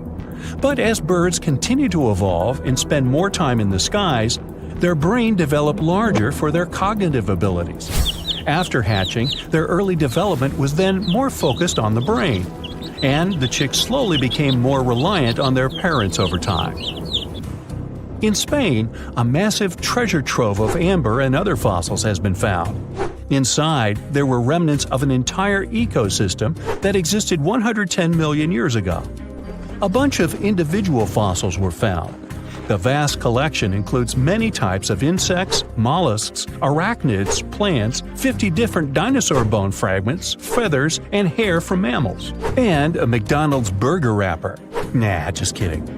With the abundance of findings, it's helped researchers understand the ancient terrestrial ecosystem that once existed. With loads of specific details of the environment, they've reconstructed the swamp. This way, it's now possible to experience what it was like in the world of dinosaurs. Consider the Great Pyramids, one of the original 7 wonders of the world and the only one that still exists today. Did you know that the pyramids of Giza weren't the only pyramids out there? And they weren't even the first ones. First, there were the pretty good pyramids, but they didn't catch on. Nah, I made that up. Back to the story. In ancient Egypt, it was believed that kings were chosen by gods to serve on earth as their mediators. In the afterlife, they were expected to become gods themselves. The pyramid complex was built to make sure that the king had everything they might need in the afterlife. The complex included the pyramid, a palace, and temples. The tomb in the pyramid, where the king was buried, was filled with many things they might need, like furniture, food, and gold vessels. Actually, the first pyramid had been built 80 years before the first pyramid of Giza appeared. Overall, there were around 100 of them.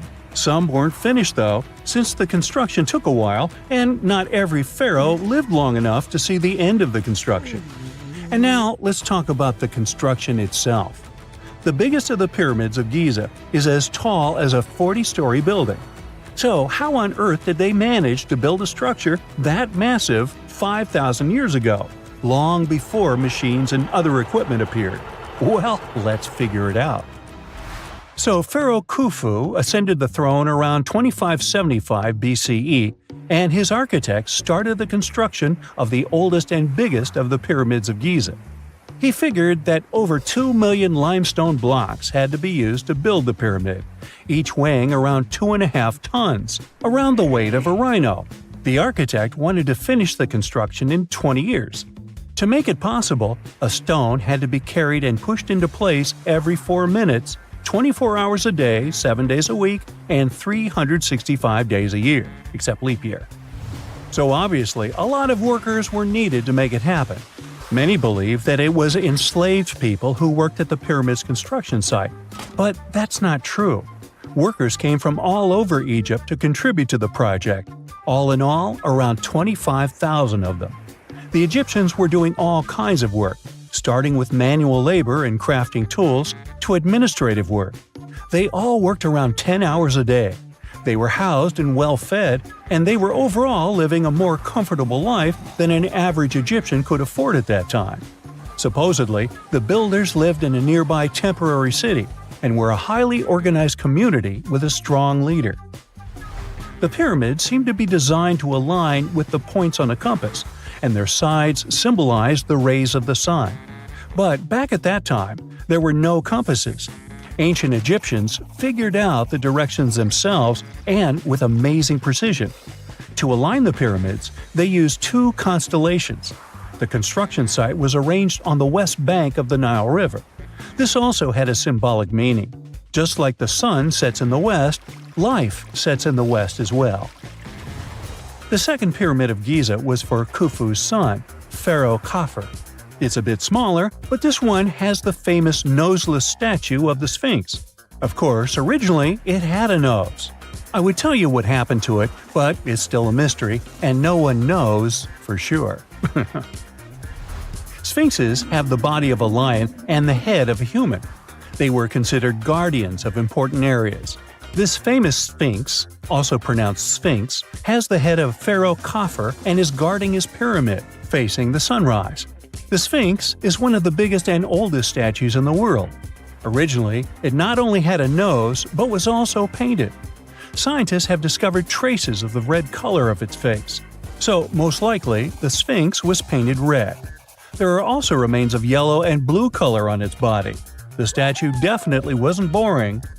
Till around 1800, the Sphinx was buried up to its shoulders until an adventurer with a team of 160 men dug it out. But let's get back to the construction. The workers, of course, needed stone blocks. There were 2 main places where people could get these stones. One source was close to the construction site, but that fossil-lined yellow stone was only suitable for the pyramid's interior. The limestone blocks for the exterior were hauled from 8 miles away on 30-foot-long sleds. Apparently, it wasn't too hard to pull them. The sand mixed with the right amount of water was pretty slick, and 10 people could move a sled even with a rock weighing so much. Surprisingly, cutting off a block of limestone wasn't the biggest problem. When in the ground, it was soft and could be split relatively easy. But after getting exposed to the air, limestone hardens. So the most difficult part was to shape the blocks. That step was crucial because the smallest inaccuracies could lead to the whole pyramid collapsing. So, okay, those limestones were mined, carried on a sled, shaped, and then what? How could they be put into place? Well, this is still a mystery. Archaeologists have discovered the remains of a ramp system that dates back around the time the pyramids were being built. So historians have come to the consensus that, most likely, the Egyptians designed a unique ramp system to move and pull huge stone blocks. The most common opinion is that there were several ramps around the pyramid. There probably was a central ramp with 2 staircases on each side of it built over the pyramid stones. The ramp was growing as the pyramid was getting higher. People might have been walking up the stairs, pulling up stones on wooden sleds. But this is just one of the options. Other experts say that the ramps were around the pyramid, and some say that the ramps were inside the pyramid.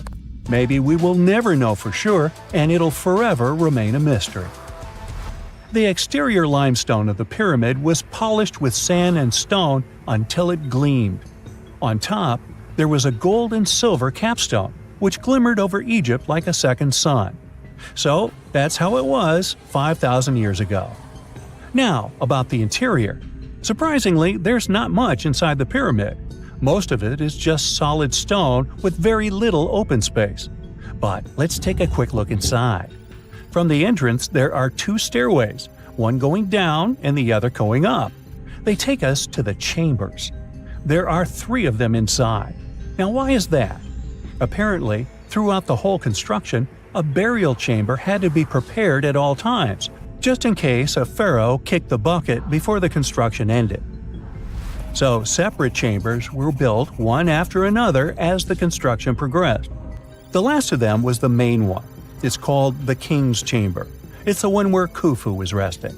It's the biggest room at the very heart of the pyramid, and there's a big passageway leading to it. It was likely used as a kind of elevator to move granite up to build the interior. Granite was also used to make 5 stories of support beams to ensure that the pyramid didn't collapse. And we can see that it worked since it's been standing for centuries. Unfortunately, none of these chambers have hieroglyphs on the walls. If you want to see the writings, you should go to the decorated tombs near the pyramids. Those pieces of art are depiction of ancient Egypt's culture and daily life.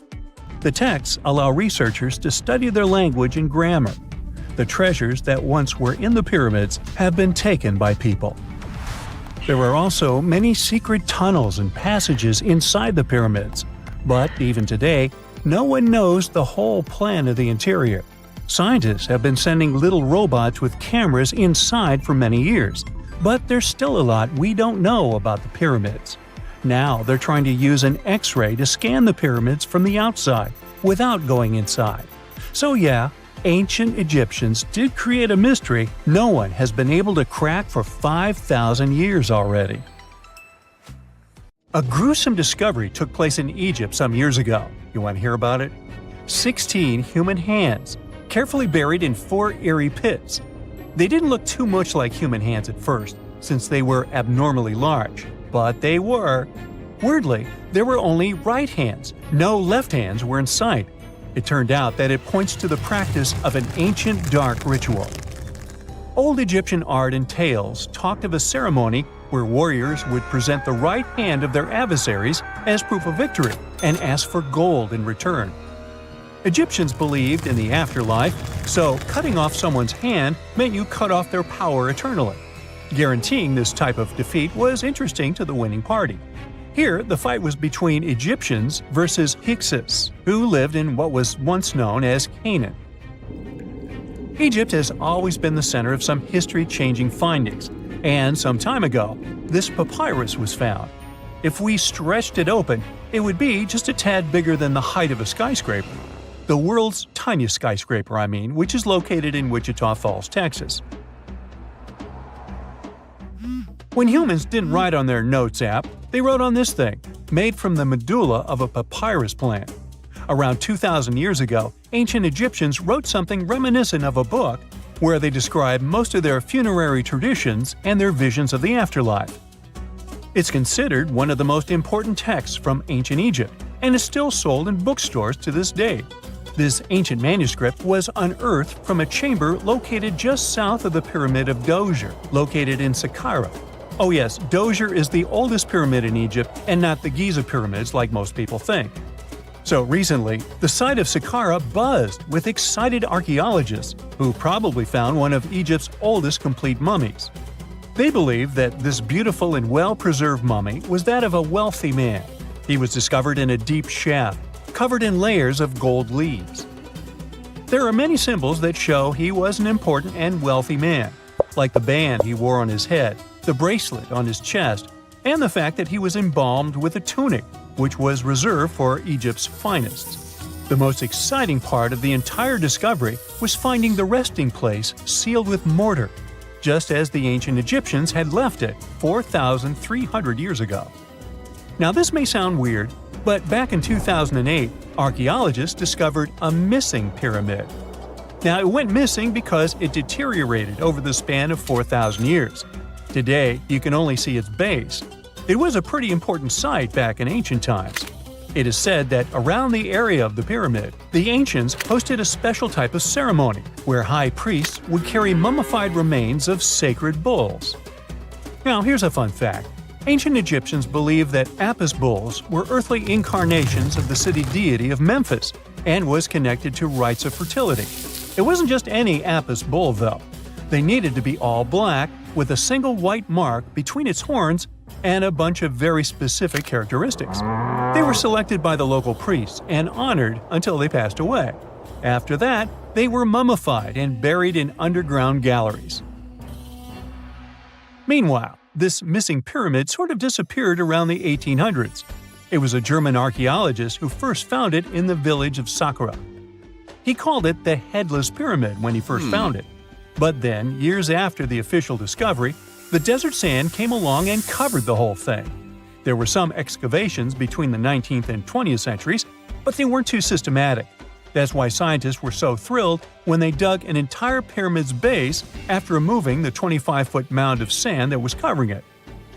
Oh, and it turns out American archaeologists are excavating a cemetery in Egypt that could contain over 1 million mummified bodies. So far, archaeologists have dug around 1,700 mummies. One of the main differences from other classic Egyptian mummies is that these people weren't kings and pharaohs. They were commoners that most likely lived about 1,500 years ago, when Egypt was controlled by the Roman and Byzantine empires. The name of the cemetery is cool, though, the Way of the Water Buffalo, just in case you want to check it out on your next trip. Other than bulls and buffaloes, ancient Egyptians also liked baboons. Are you seeing a pattern here? In the beginning of the 20th century, archaeologists discovered a site filled with mummified baboons in a place called, guess what? The Valley of Monkeys. An animal wouldn't have been mummified if it wasn't considered important. Certain animals were more important than others, since they were linked to specific deities. Jackals were connected to Anubis, the ancient god of the afterlife, and cats were likened to the female deity Bastet. Baboons were a pretty big deal, since they were believed to be connected to Thoth, the deity of wisdom and advisor to Ra, one of Egypt's supreme deities. The archaeologists who studied these animals weren't too happy. They think these baboons were kept inside and were deprived of sunlight for most of their lives. They had extreme vitamin D deficiencies and they were poorly fed. Maybe Thoth got angry with these baboon keepers. Just a guess. Since there's never a boring day for archaeologists in Egypt, they also found human mummies with golden tongues. Since Egyptians were all about the afterlife, they believed that golden tongues might help a person speak once they pass to the other side. I mean, it's a long shot, but hey, why not? Some of these mummies were placed in wooden coffins with goods, such as necklaces, pottery, golden artifacts in the shape of lotus flowers and scarab beetles, and iPhones. Just kidding. A new temple was also unearthed recently in Egypt. Scientists believe it was dedicated to honor Zeus Cassios.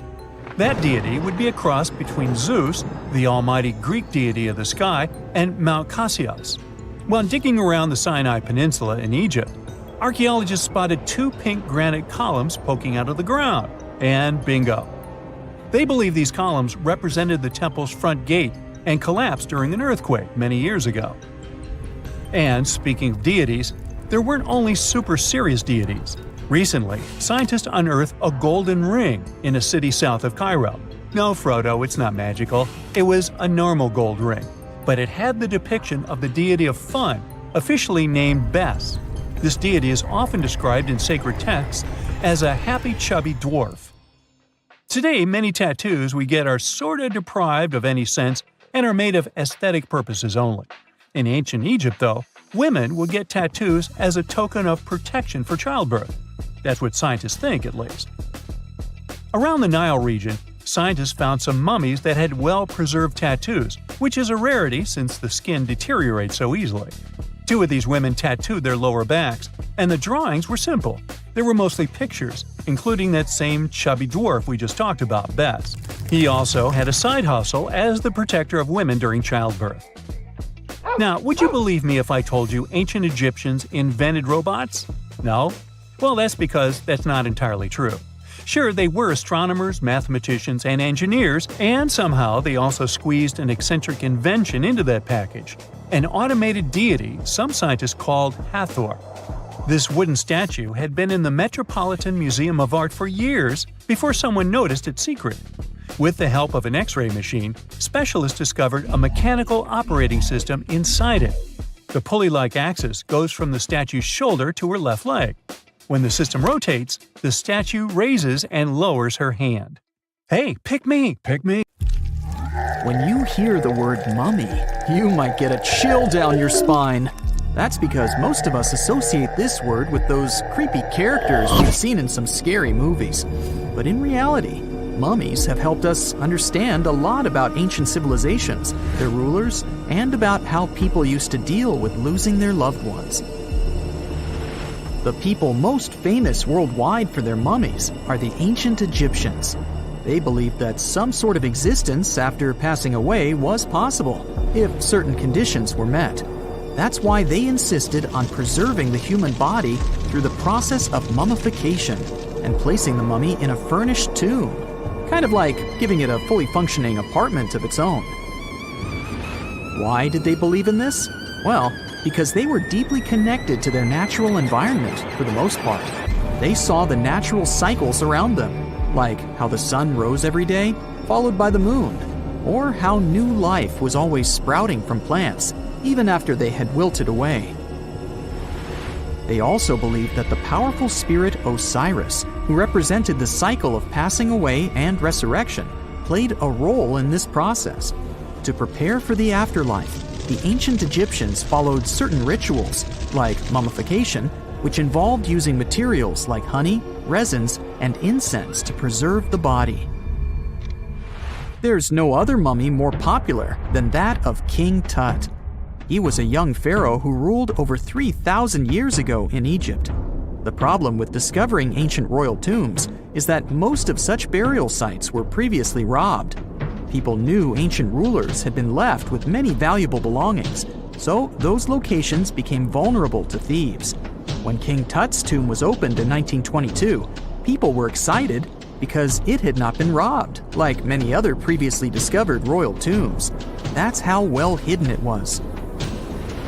Inside, his mummy was encapsulated in a total of 3 coffins, including one made of gold.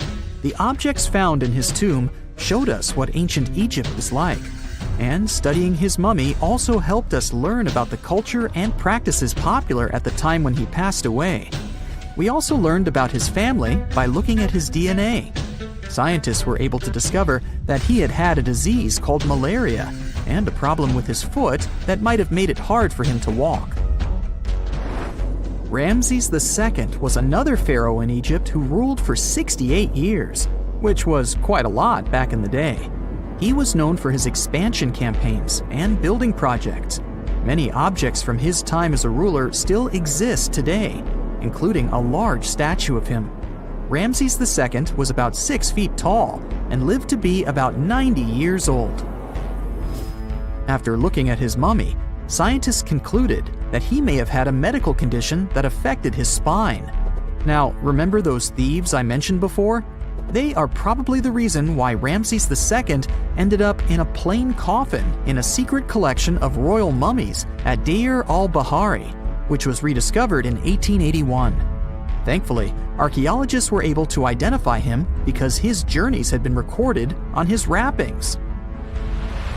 The process was really tedious too. In fact, in ancient Egypt, the mummification process could take a staggering 70 days to complete. A special person would say a very specific speech while delicately handling the body and drying it out using a type of salt called natron. They also used linen and resin to make the body look more lifelike and to wrap it in cloth. The tomb was equally as important for ancient Egyptians. The walls of King Tut's tomb, for example, were adorned with intricate artwork that depicted his journey to the afterlife, from his burial procession to his passage through the underworld.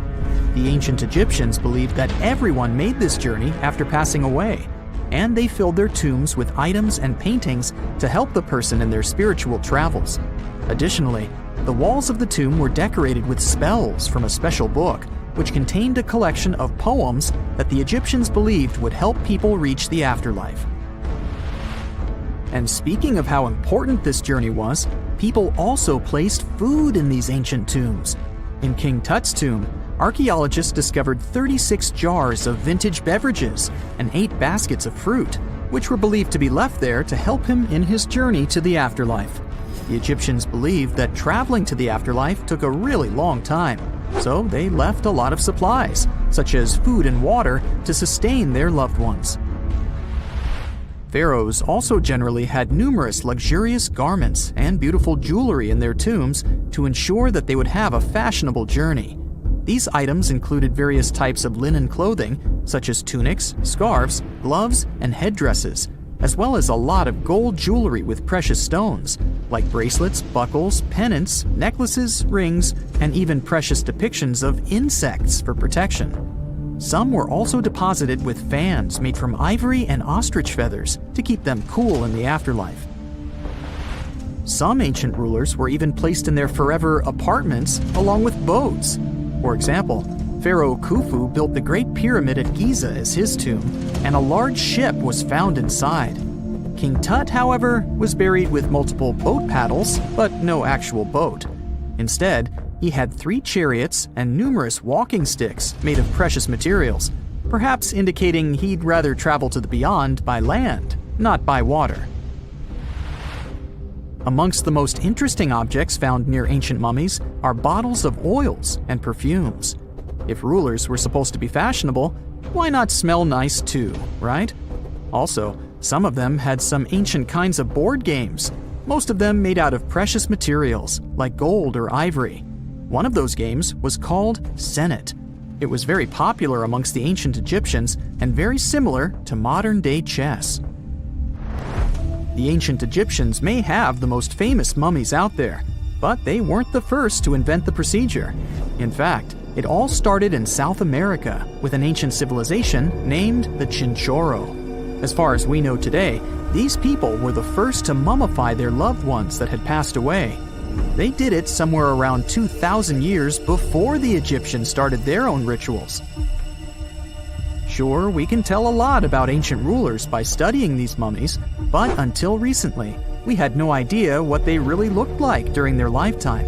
Not so long ago, though, some very special mummy paintings were found by archaeologists studying ancient Egyptian objects. These mummy portraits are highly detailed paintings of individuals that were made while they were still alive.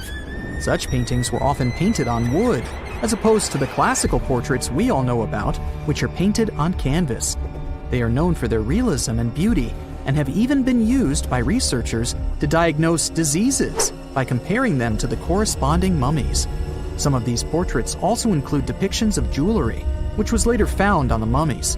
The recent discovery of these mummy portraits in Central Egypt is significant, as it marks the first time in over a century that such paintings have been found. Mummies appeared all around the world naturally, too. Mummification can occur without people intervening because of natural conditions, like extremely cold or hot environments, places with a lack of oxygen, or accidental exposure to chemicals that preserve the body. These conditions don't allow bacteria to grow, resulting in the body remaining more or less intact. Famous Otzi was one of these mummies. We know today he was a man who lived around 5,000 years ago in Europe. But upon his discovery in the Alps in 1991, Austrian authorities initially believed that he was a modern mountaineer because of how well preserved the body was. However, after the Iceman was removed from the glacier, it was determined that he was actually from the Copper Age. Hey there, curious history buffs! Have you heard the legend of the ancient race of giants of Nevada? Yes, I'm talking about actual giants that allegedly lived thousands of years ago. Now I know what you're thinking. Giants, really? Well, archaeological finds add fuel to this debate too. And here's where it gets interesting. Lovelock Cave was indeed used as a burial site, and some of the remains found there are much larger than average human bones. The cave is by the Humboldt Sink in western Nevada. It was once part of an enormous lake, which eventually dried up, leaving a number of smaller ones, including the Humboldt Sink. The cave became the home of the Site-Ka tribe. According to the legend, these red-haired giants were so big that they had to be buried in the cave itself. Indeed, later on, archaeologists discovered 8 to 10 foot tall skeletons. This legend started to unfold when a mining engineer named John T. Reed talked to the locals in 1886. Once Reed saw the cave, he knew he was onto something. The news spread soon, but the cave was attracting another type of attention too. The deposits of a fertilizer known as guano were discovered inside the cave. So, a mining company began excavating the precious resource in 1911 and soon shipped more than 250 tons of the fertilizer to San Francisco. Unfortunately, some of the human remains and artifacts were neglected and lost in the mining process. This led to an official excavation in 1912 and 1924. After the top layer of guano had been mined, strange objects started to surface. Around the area, the earliest evidence of human habitation dates back about 4,000 years. The Lovelock culture lasted for some 3,000 years, and they left us with 10,000 stunning artifacts. The pits in the cave were like a series of time capsules hidden at different depths. Archaeologists determined the age of each pit by its depth. It turns out that many different groups used the cave for storage over a really long time, and the things they stored there give us a really cool glimpse into their cultures. It's like a giant ancient storage unit full of hidden treasures. What have the researchers found besides the giant bones, you might ask? Some other bodies were mummified using a method similar to the one applied by ancient Egyptians. These remains also had something in common with the bodies discovered as far south as Lake Titicaca. Both mummies had some red hair, yet there are scientists who believe this reddish hue is the result of the interaction with the environment in which the bodies stayed. So, while the story of the red-haired giants may be a wild and intriguing tale, not everyone is convinced. Some experts believe that the bones found in Lovelock Cave are simply the remains of prehistoric animals, like mammoths or sloths. But others insist that there's something more to the story. Other relics, such as finely crafted baskets and exquisite duck decoys made from tule fibers, were also found there. In any case, this cave is worth the attention it gets. By the way, you can still visit this cave today and see the pits of different depths with your own eyes. But let me tell you one thing. It's in a hot, dry, and isolated place. Archaeologists have made another discovery that seems to be straight out of a legend. They think they found the palace of the one and only Odysseus, who was the legendary Greek king of Ithaca and the hero of Homer's epic poem. Move over, Indiana Jones. We've got some real-life adventure happening here from around 1300 BCE. Apparently, this is the only palace mentioned in Homer's epic poems that hasn't been found. The excavations have been made on the Ionian Islands, and the view from the ruins found on the island of Ithaca are exactly as described in the Odyssey, says the professor who led the excavation team. Known to the ancient Romans as Ulysses, the Greek hero took 10 years to return home to Ithaca after the fall of Troy. For many years, Homer's other epic, called the Iliad, which tells the story of the protracted siege of Troy by the Greeks, was regarded as a myth too.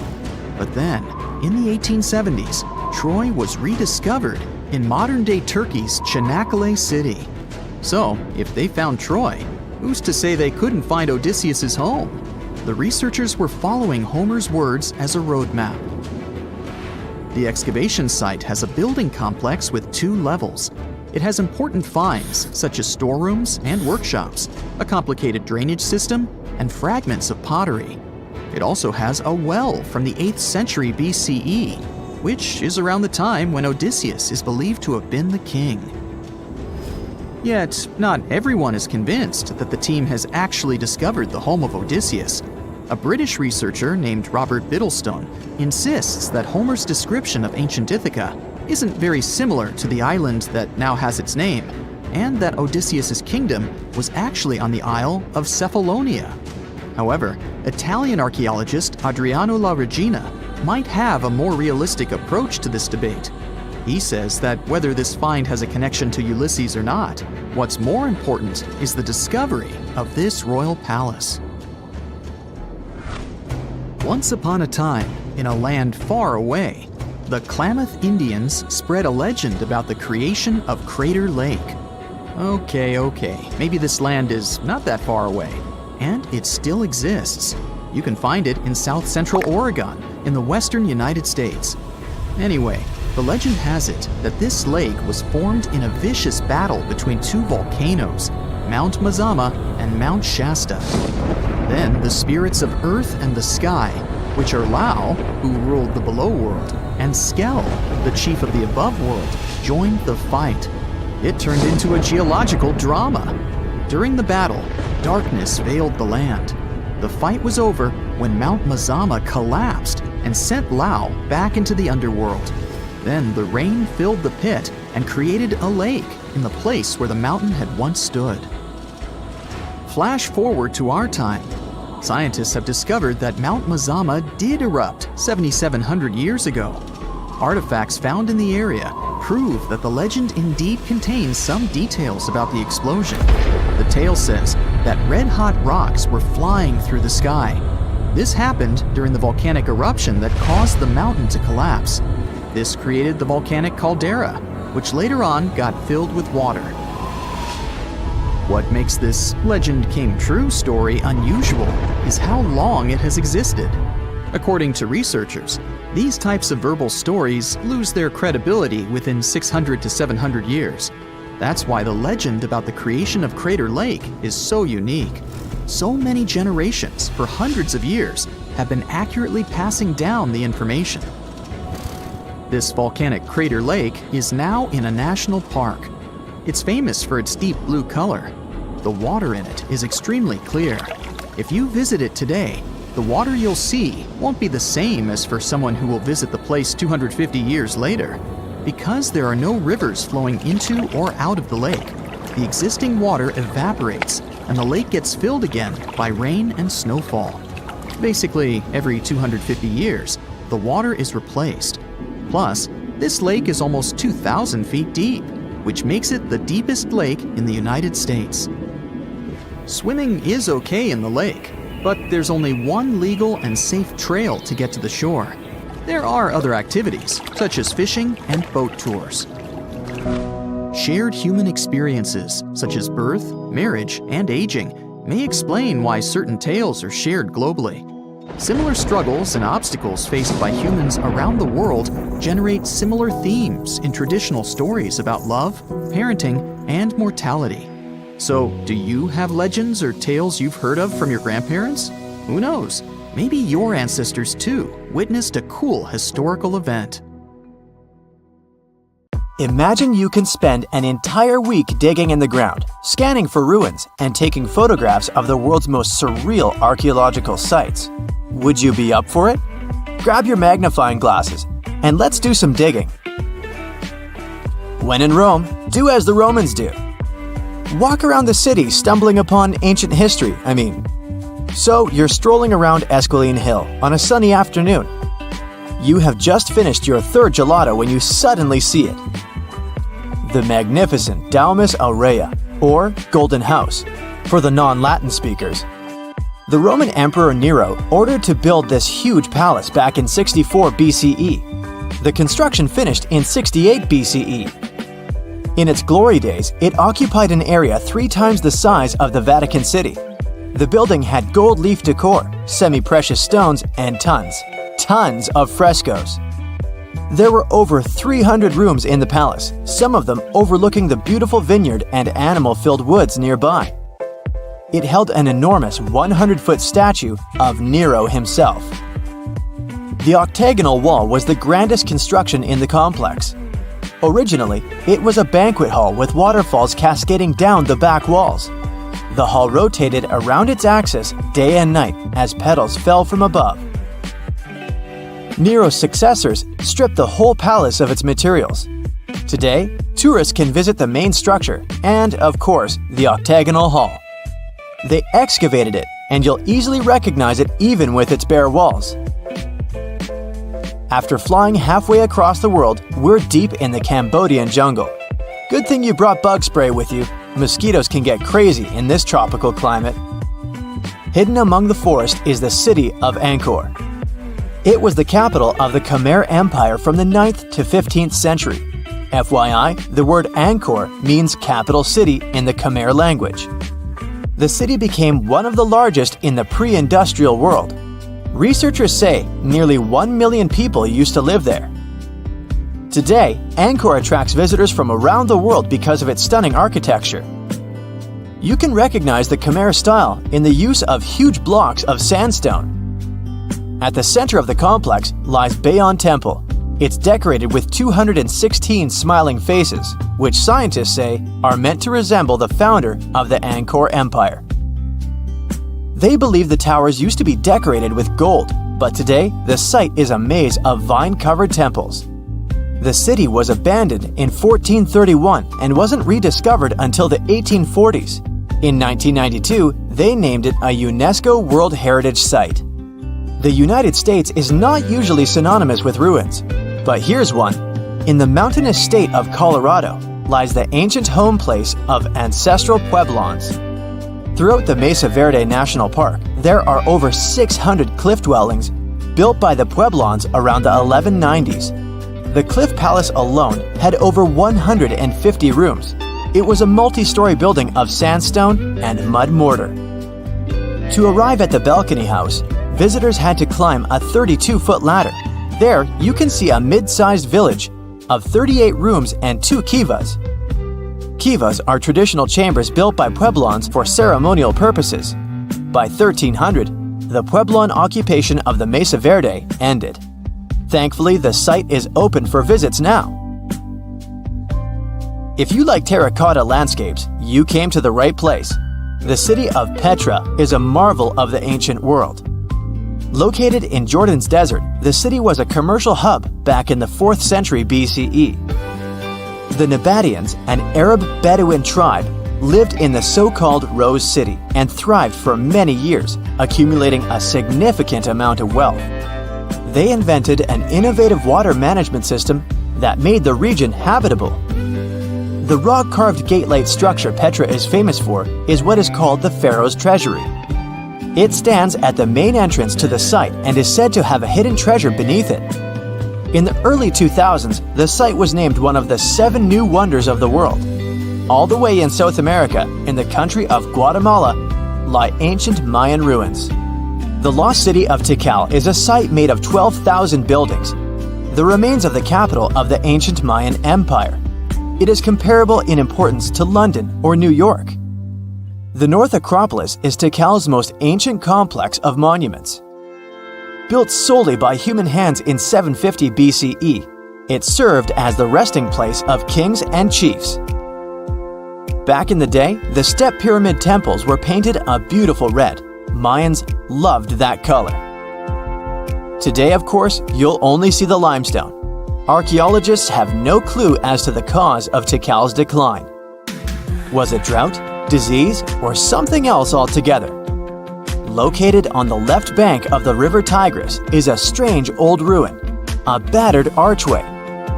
It belonged to a city named Ctesiphon, the jewel of the Persian Empire for over 800 years. The city hosted an extravagant palace, decorated with a glass mosaic, jewel-adorned carpets, and a lot of marble. What is it with royalty and marble anyway? The arch was part of an imperial palace complex. Until modern times, it was the largest man-made freestanding vault. Notice how there are no pillars sustaining it. The enormous wealth of the city made it a constant target for other empires, until it eventually fell. In the mood for some more Mayan ruins? Chichen Itza is an archaeological site with the best preserved pyramids on Earth. Located in Mexico's Yucatan state, this Mayan city is well over 1,500 years old. At its peak, it was home to 35,000 people. The site has a total of 26 ruins to be uncovered. The highlight here is El Castillo, a tremendous step-like temple standing 80 feet above the ground. Its most peculiar feature is that it has 91 steps up each of its 4 sides, including the upper platform. It makes for 365 steps, the number of days in the solar year. The oldest lost city in this list dates back to the Neolithic period. It was when us, human beings, started farming for the first time, instead of living a fully nomadic lifestyle based on hunting and gathering. Located on Orkney Island off the coast of Scotland is a prehistoric site known as Skara Brae. Thanks to good restoration, the site is very well preserved. You can see prehistoric dwellings with hearths, stone-built furniture, and even primitive toilets. Researchers found runic symbols on the site, which means they could have attempted some form of writing. Ah, Greece. Fancy some feta cheese, anyone? We've arrived at the focal point of archaeological sites, but today we're exploring one in particular, the Colossus of Rhodes. Also known as the Bronze Giant, it used to be one of the 7 wonders of the ancient world, standing in the harbor of the Greek city of Rhodes back in the 3rd century BCE. The Colossus was said to be 105 feet tall. It's believed that the statue was built with the help of 900 camels. Sadly, it only stood for 54 years. A ravaging earthquake tore it to pieces, so visitors would come and see only a giant foot. Now, there is a whole load of nothing where the statue once stood. I think it's safe to say there are a lot of random ruins on walls spread across the globe. And our final visit for the day consists of exactly those. All the way in northern England lies the ruin of Hadrian's Wall. The Roman emperor commissioned the wall in order to separate his empire from Britain's. The original wall was a lot grander than what is left of it today. But still, the ruins are pretty impressive. They consist of a 73-mile structure stretching from one coast to the other. Back in the day, Hadrian's Wall hosted 17 large forts and numerous observation towers to ensure the maximum safety of his empire. The wall fell into oblivion when the Romans left Britain at the start of the 5th century. People began looting it to build churches, farms, and even houses. Today, if you decide to visit the ruins, you'll only see waist-high fragments of stone. But still, pretty neat, huh? Have you heard of Göbekli Tepe? It's an ancient site in Turkey that literally made historians rewrite history books. Over 11,000 years ago, a group of prehistoric humans crafted an enigmatic masterpiece that's even older than Stonehenge.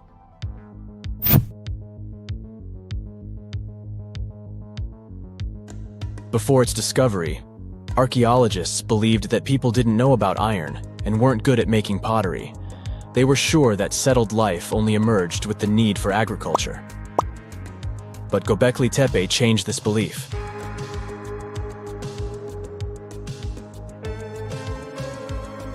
The place has revealed that it was the temple that paved the way for a settled life, not agriculture. Until this discovery, researchers believed that farming was the catalyst for sedentary living.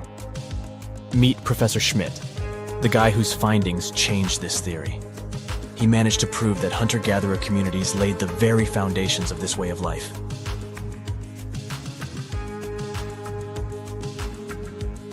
Back in the 1960s, other archaeologists visited the area, but they totally missed the mark. While surveying the region, they stumbled upon a hill with scattered limestone slabs and concluded it was just an old burial ground from medieval times. Little did they know that there was so much more to uncover.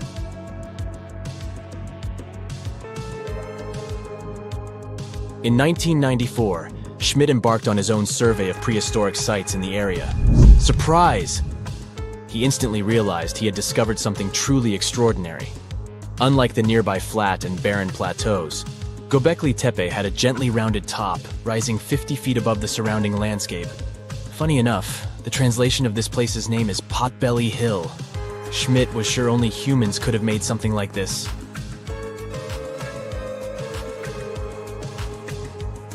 Those broken limestone pieces that were mistaken for gravestones turned out to be way more exciting. It was like stumbling upon a hidden treasure. The pieces took on a whole new meaning, and Schmidt with his team was about to dive into the secrets waiting beneath the surface. To their surprise, they found no traces of a settlement, no hearths for cooking, no houses, and none of those adorable clay figurines commonly found in nearby sites of similar age. However, they uncovered that those ancient people used tools like stone hammers. So, Schmidt and his team put their heads together and took a wild guess at the age of Göbekli Tepe's stone structures. Their estimation got backed up by some limited carbon dating done right at the site. The ancient vibes of this place were finally starting to make sense. It was like a puzzle slowly coming together.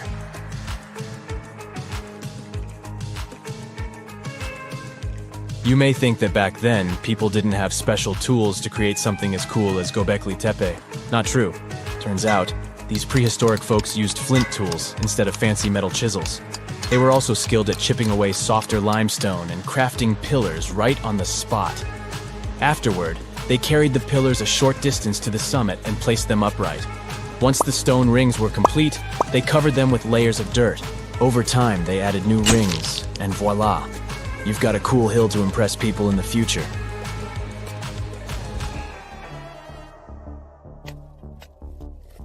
During their first year of excavation, the team went through 15,000 pieces of animal bones from wild creatures. These people didn't have pet animals or grow their own food. They hunted wild animals for their meals. But things were about to change, because the place had everything they needed to start farming. Scientists say they had wild sheep and wild grains that could be domesticated. And guess what? Just 20 miles away, geneticists found evidence of the world's oldest domesticated strains of wheat at a prehistoric village.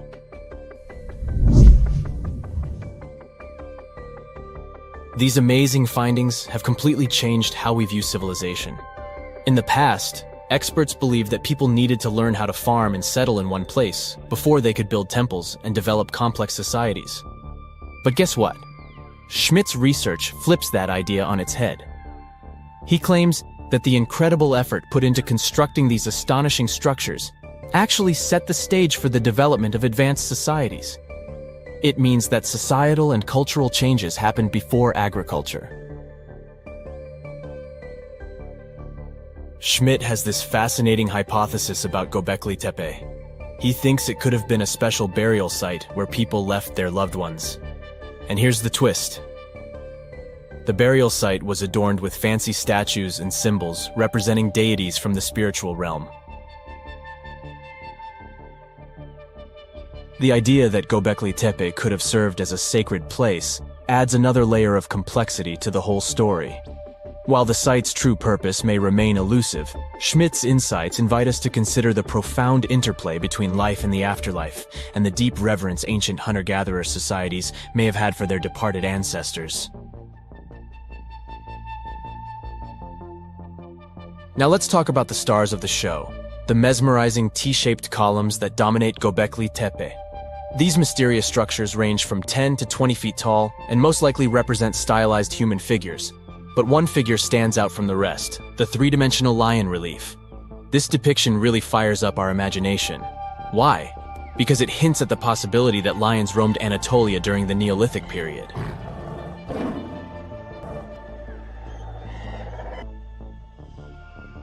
These standing stones are arranged in circles and placed in rectangular pits. Each circle has a similar setup. Two big T-shaped pillars in the center, surrounded by slightly smaller ones facing inward. Talk about a stylish arrangement. These towering pillars reach a whopping 16 feet and weigh between 7 and 10 tons. Some pillars are plain and simple, while others are like works of art with intricate carvings. Foxes, scorpions, and vultures come to life, crawling and twisting on the pillars' sides. But it's not just animals depicted on these stones. Some pillars have abstract shapes representing humans, and even small carvings of clothing items. Some of them even have belts. Now, there's one pillar that stands out from the rest like a rock star. This super old stone pillar suggests that a comet crashed into Earth. It happened during a chilly period that lasted about 1,000 years. Previous studies examining Greenland ice cores hinted at this comet theory, but now the carvings at Göbekli Tepe prove it right.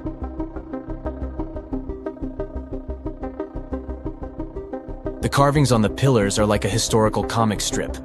They even show a headless human figure. Researchers fed the images into a computer and discovered their connections to constellations, indicating that this temple might have been an ancient observatory. It's like our ancestors were trying to document this cataclysmic event in their own unique way. Archaeologists have been excavating and researching Göbekli Tepe since the mid-1990s, peeling back layers of history and providing us with a deeper understanding of the intricate relationship between various elements. They have no plans to stop the whole process for another 150 years. Who knows what else they'll find?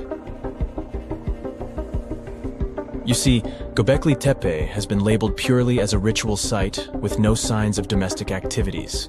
We were led to believe that the absence of water meant it couldn't support semi-sedentary communities. But scientists believe it's time to shake things up and approach Göbekli Tepe with fresh eyes. It's time to question what we believed before and use new evidence and different ways of thinking. Like, there might have been a group of people living in the area who didn't stay in one place all the time. They moved around a bit but still had their own civilization, living in the area semi-sedentarily. Göbekli Tepe is not just home to a single temple, but an astounding collection of over 20 ancient structures.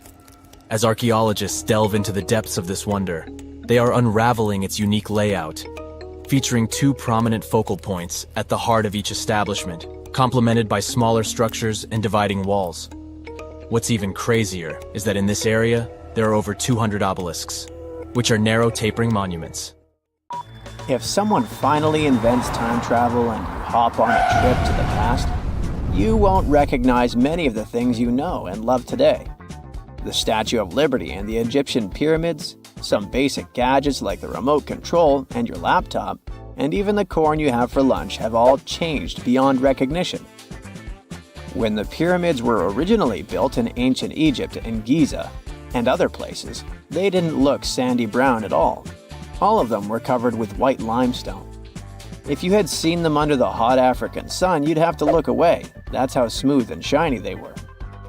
Builders used around 6 million tons of this material for the Great Pyramid of Giza alone. It's the largest one you can still see on your trip to Egypt. The local rules were quite a thrifty crowd, and they reused some of the casing stones for other construction projects. A massive earthquake in the 14th century has also loosened some of the stones, so you won't see a lot of limestone, but some of it is still there, on top of the Pyramid of Khafre in Giza. It looks like it has a second peak on top of the first.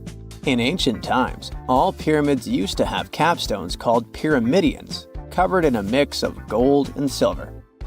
Most of them have been lost over the centuries, but you can still see a few of them at museums.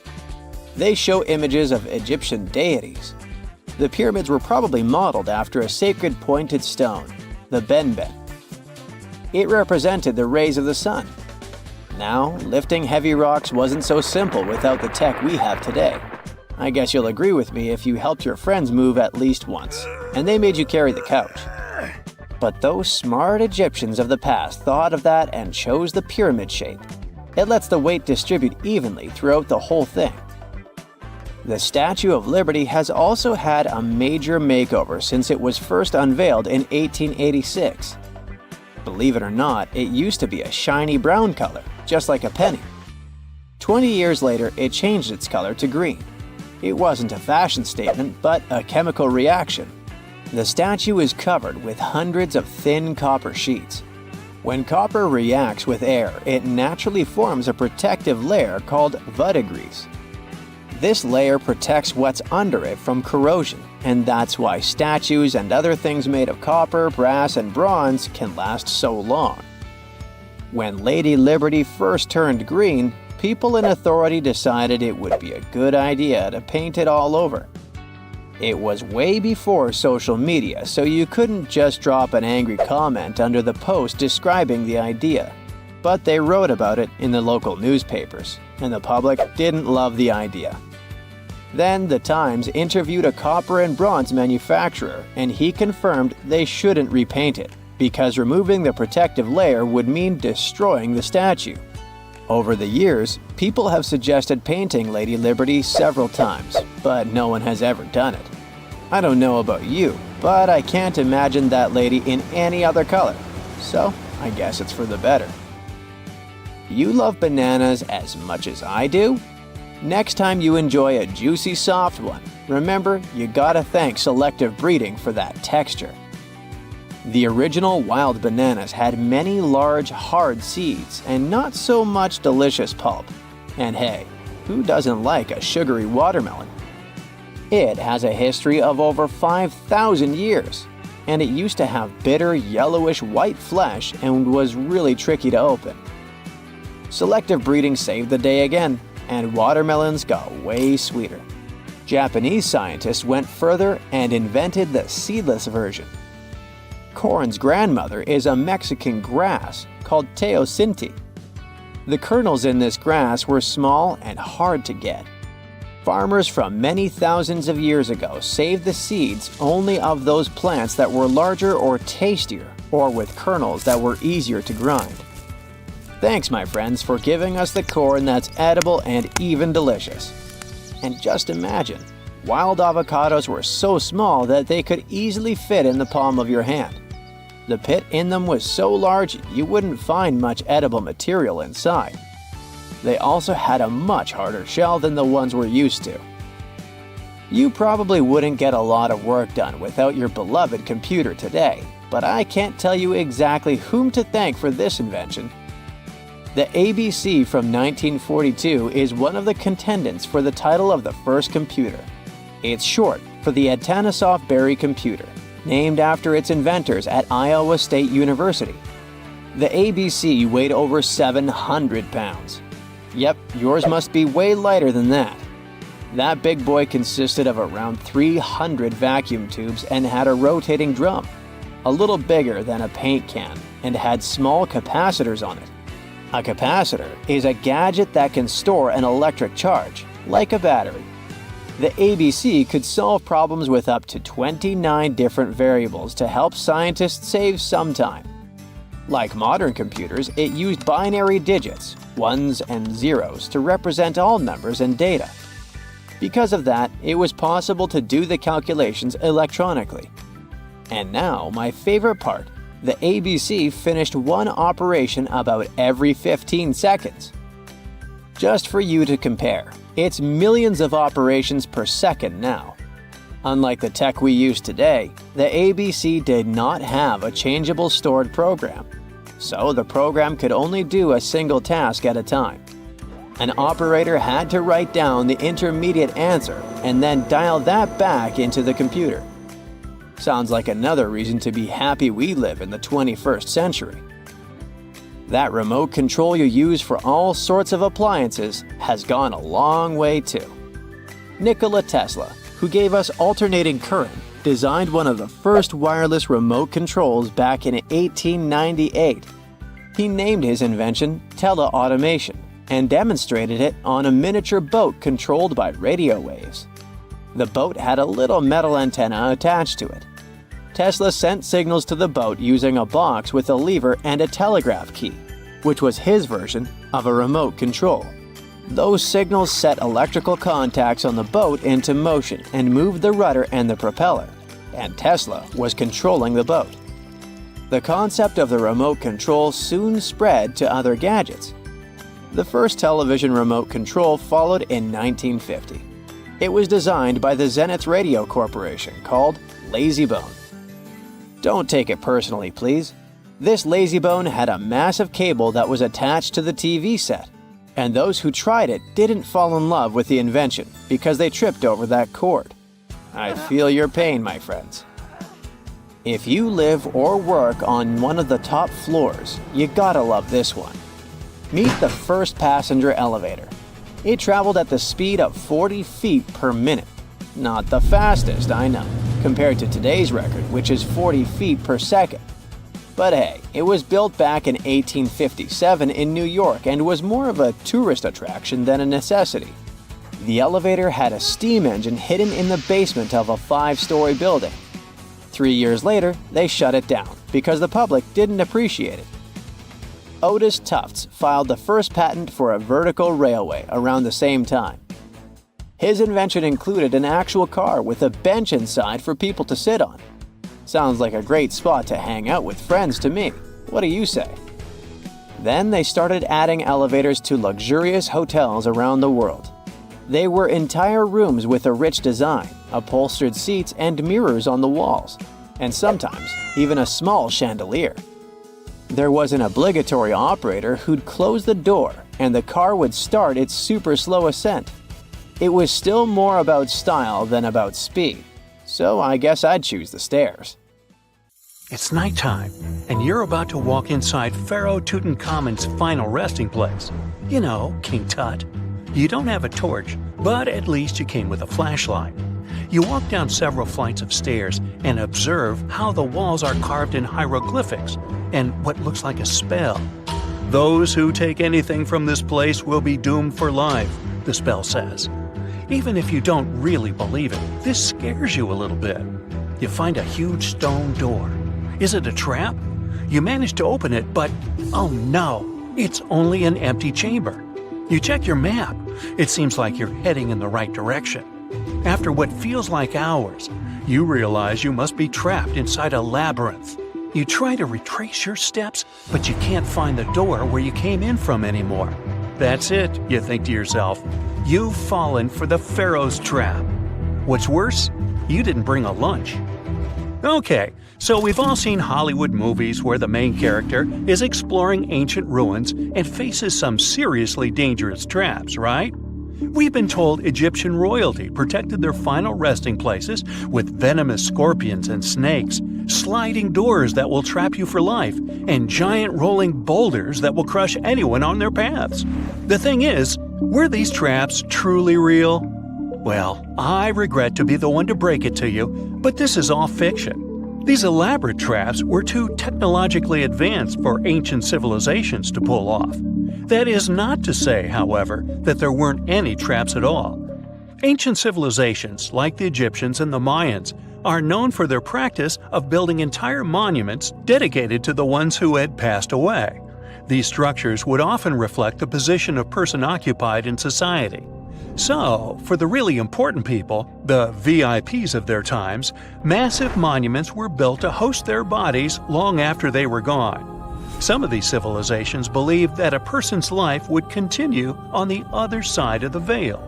For that reason, a person would be buried together with the belongings of their current life. If they had a lot of money and power and stuff, that meant their resting places would be filled with riches and gold. Now imagine if you lived in ancient Egypt and you knew exactly where all the pharaohs' tombs were located and had heard rumors of the amount of wealth kept in these places. Maybe you would be tempted to go check it out, right? We're talking about large rooms filled from floor to ceiling with golden artifacts, jewels, and even money. I mean, it does sound tempting. And since there weren't any security guards protecting the entrance of these places, Egyptians needed to get creative as to how they would protect these riches. These old civilizations found some traps to be useful. A recurring one was building empty rooms inside the monument to confuse a burglar. Now, let's take a look at Amenhotep III's final resting place as an example. It was built in the city of Luxor, in a spot also known as the Western Valley of the Kings. Two French engineers originally discovered the monument between 1905 and 1914 CE. The structure is huge and has more than 10 chambers, connected by long corridors and steep stairways. The King's Chamber is the most hidden one, and for an outsider to try and find it, they will probably enter a lot of empty rooms beforehand. Other pharaohs tried to protect their riches by commissioning monuments with false doors concealing pits that were up to 20 feet deep. This way, an unwarned and unwanted visitor would be surprised by the deep hole on their way to the king's resting chamber. Alongside false doors, pharaohs made sure to build labyrinth-style corridors and false walls. This way, robbers could take hours or days before they found the king's real chamber. As to pits with poisonous snakes on them, if there were any reptiles inside these monuments, they probably got inside on their own and would most likely not stay there for long. There is no way snakes would survive years and years without food inside these pits. So yes, another Hollywood-induced belief right there. If these traps seem boring to you, archaeologists did find an interesting deterrent in the final resting place of the Red Queen of Palenque in Mexico. Palenque was one of the most powerful Mayan cities in pre-Columbian Mexico, and the Red Queen was believed to be the grandmother of the last Mayan king, undoubtedly a person of immense importance to the empire. In her honor, a huge monument was built to keep her body after her passing. The discovery of the tomb itself was already thrilling. Archaeologists found an ancient monument when digging at the site back in 1994. The first thing they found was a room with a hidden door. Once they opened the door, they discovered a long corridor. Finally, at the end of this corridor was the Queen's chamber. The team of archaeologists was beyond excited to unearth this chamber with the mummy of the Queen herself still inside it. They found her to be accompanied by her pearls, jade shells, and expensive rocks. But as the team explored the remains, they saw something rather strange. The room was filled with a red-colored powder. Researchers knew that the color red was important to the Mayan people, and that much of their clothing and buildings were decorated with this color. But they didn't understand why the queen was buried with this unknown red substance. After they took a sample back with them for further analysis, they discovered that the red powder was cinnabar, a very dangerous mineral. This powder, when inhaled, can cause, shall we say, severe health damage to a person. The team concluded that this could only be a trap for anyone trying to steal her riches.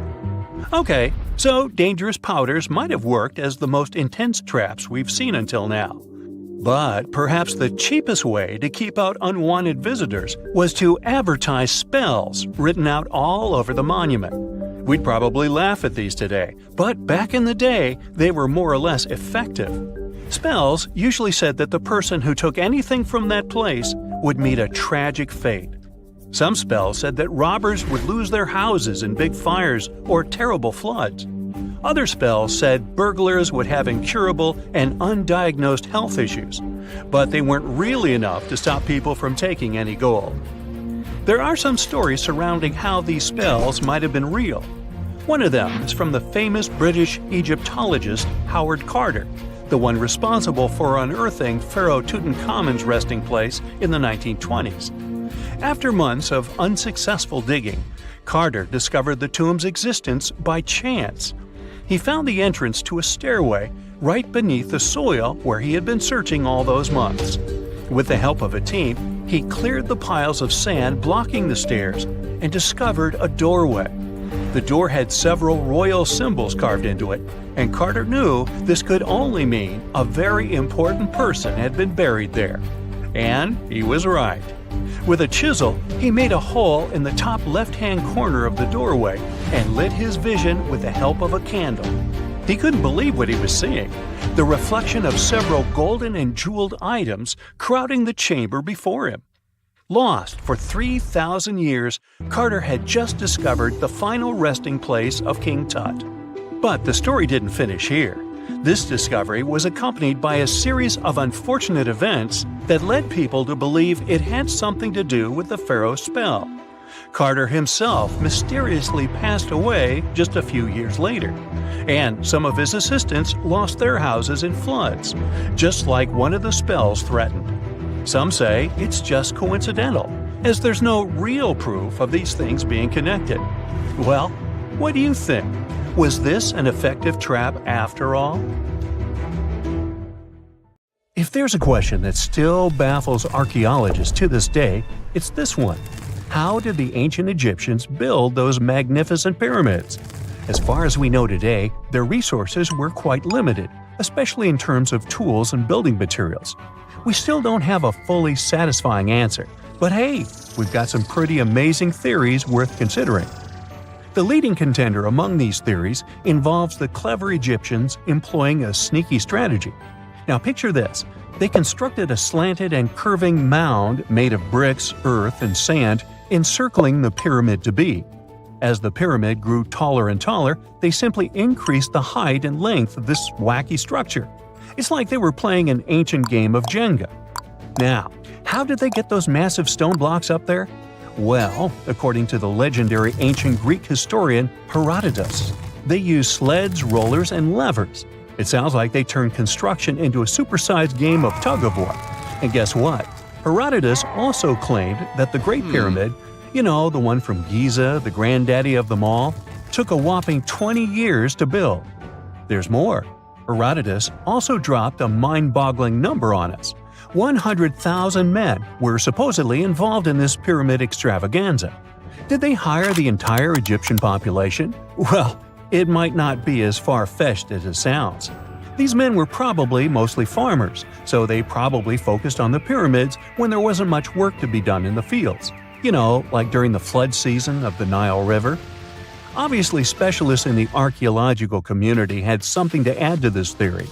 By the late 20th century, they discovered some evidence that suggests the workforce might have been smaller and more permanent than previously thought. Instead of a massive army of 100,000 pyramid builders, they proposed that a modest crew of around 20,000 workers, accompanied by support personnel like bakers, physicians, and even spiritual leaders, could have gotten the job done.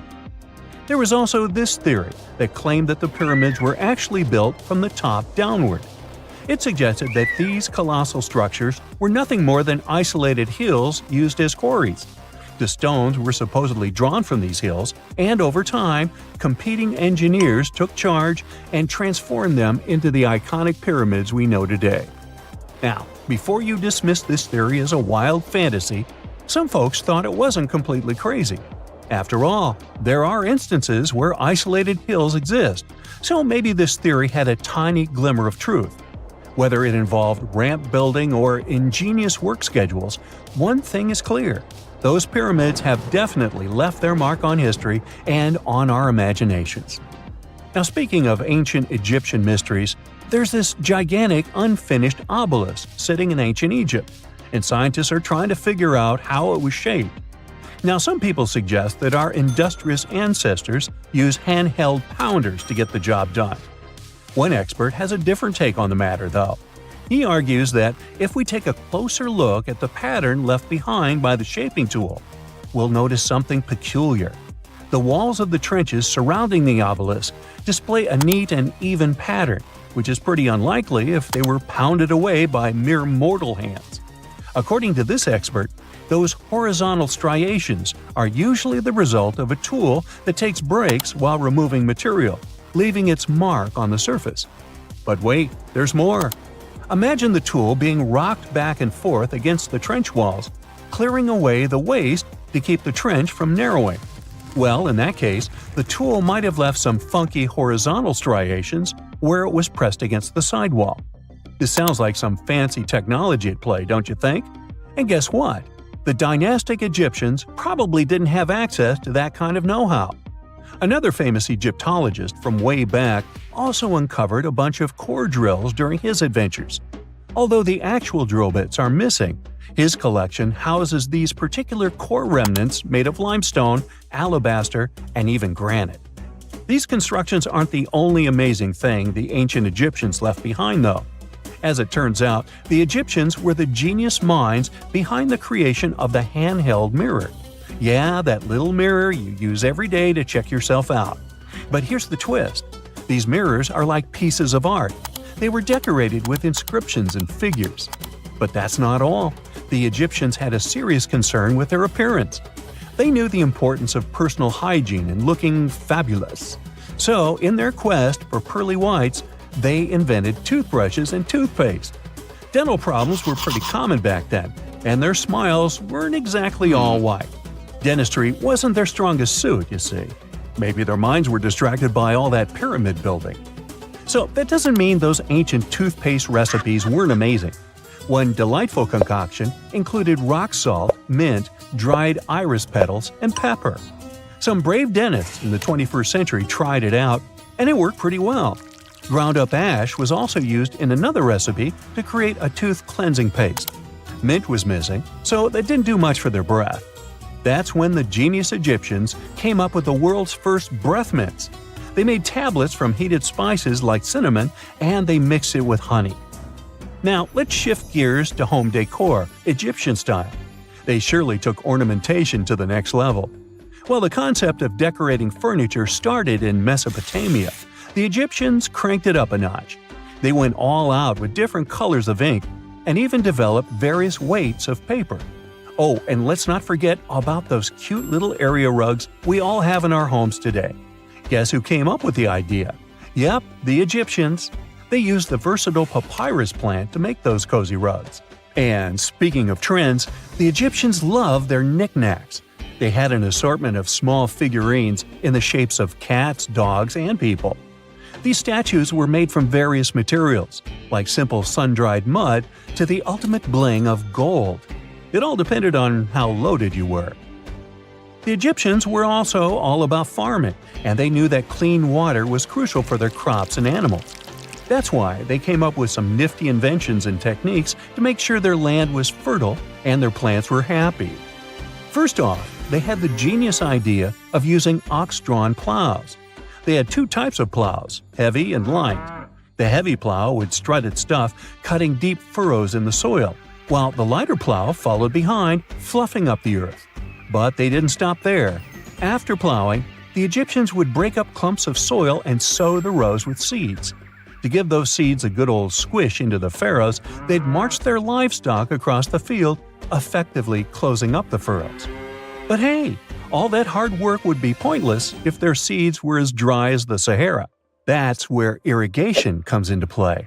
The Egyptians were so good at it that other cultures, like the Greeks and Romans, couldn't help but copy their techniques. Now let's switch gears and talk about the marvelous architecture of ancient Egypt. These folks weren't just skilled farmers, they were also architectural maestros. They built these fancy canals to carry water to farms and villages, and boy, did they know how to make those canals look pretty. Just imagine strolling along a canal lined with ornate structures. The pharaoh Ramesses the Great was quite the overachiever when it came to construction. One of his mind-blowing creations was the construction located at Abu Simbel. This building was designed so that twice a year, the sun would shine directly into it and illuminate the statues of Ramesses. And let's not forget about the corbelled arch. Without this architectural gem, we'd be missing out on some mind-boggling structures like the Great Pyramid. The Egyptians knew how to make things stand tall and proud, thanks to their engineering and construction wizardry. They built grand halls and inner sanctums that make your jaw drop. And some of these temples doubled as astronomical observatories. A piece of whale rib has recently been found in a North Carolina mine. Not a big deal, some might think. Hey, why can't a whale be a miner, right? But this fragment offers scientists a unique glimpse at the interactions between prehistoric sharks and whales from around 3 to 4 million years ago. The thing is, 3 tooth marks embellish the rib. That means that the whale was once badly bitten by an animal with a super powerful jaw. Judging by the spacing between the tooth marks, and it reaches almost 2.5 inches. This animal could be a megatoothed shark. I'm talking about the megalodon. Or it could be a different shark species which was around at that time. The curvature of the shark's jaw shows that the animal was relatively small, between 13 and 20 feet long. Yeah, small. As for the whale, it seems to be the ancestor of a great blue or humpback whale. Researchers are amazed. You don't usually expect to find evidence of animal interaction and behavior preserved in the fossil record. After examining the sample carefully, they concluded that the shark must have gone away with a mouthful, but the whale had survived because most of the fossil fragment is covered with what is known as woven bone. It quickly forms in response to localized infection. Such bone isn't particularly strong, and later the body remodels it into compact bone tissue. But it takes time. The presence of this bone means that the healing was incomplete and the whale passed away 2 to 6 weeks after the unfortunate encounter. On the other hand, its demise could have been unrelated to the infection and injury. Only a handful of fossils show such kinds of interactions between ancient animals. You can often find bite marks on fossils indicating where the animal passed away and its carcass was scavenged. But this fossil is one of a few examples that not only show a wound inflicted by another animal, but also demonstrate that the prey survived. All fossils are exciting for paleontologists. Yes, they need to get out more. But some might look terrifying to regular people. For example, look at this picture of tentacle arms and octagonal-shaped heads. When it first appeared in mass media, internet users claimed that it was some ancient organism that had come from space. Others thought the story was fake. But in fact, both the picture and the fossil are real. The fossil is known as a mortality plate, a fossilized representation of a mass extinction event of one or several species. The fossil actually contains more than a dozen specimens of a type of marine organism called a crinoid. Despite their looks, crinoids were not plants but marine animals. This particular species lived deep underwater on the seafloor. Crinoids were related to starfish, sea urchins, and brittle stars. These creatures could attach themselves to the seafloor with stalks made up of flexible porous discs connected by soft tissue. The stalks were hollow, and that's where the animal's nervous system was located. Crinoids absorbed oxygen through thin-walled tube feet. The creatures usually reached the length of more than 8 inches and had 5 arms lined with leathery-looking tentacle-like structures. They fed on plankton and sloughed off organic material. Now, even though these fossil finds seem to be super exciting, few creatures in the fossil record confuse scientists as much as the Tully monster. This curious sea creature sported a toothy, trunk-like snout and eyes splayed out on a rigid rod. But the most bizarre thing? It has been impossible to classify. Researchers have been considering a variety of organisms, for example, segmented worms, swimming slugs, and primitive eel-like creatures, since the monster was discovered in 1966. Recently, they have even tried to connect it to some species of jawless fish with a backbone-like structure. A team of scientists from Japan has used high-resolution laser scanners to examine the anatomy of Tully monster fossils in 3D. They concluded that the enigmatic fossil might be an invertebrate after all, and still, the true identity of the creature remains elusive. In the 1950s, amateur fossil hunter Francis Tully found a ghostly imprint of a torpedo-shaped organism with a huge tail fin in the Mizon Creek fossil beds in Illinois.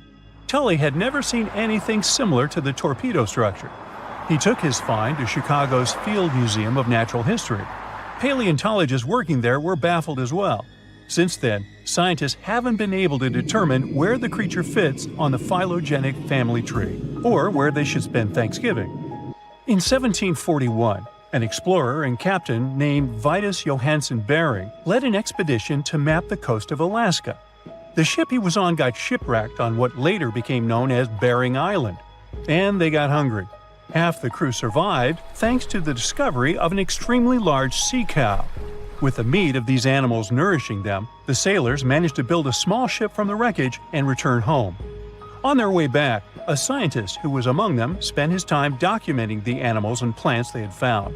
The sea cow was particularly interesting because without it, the crew wouldn't have survived.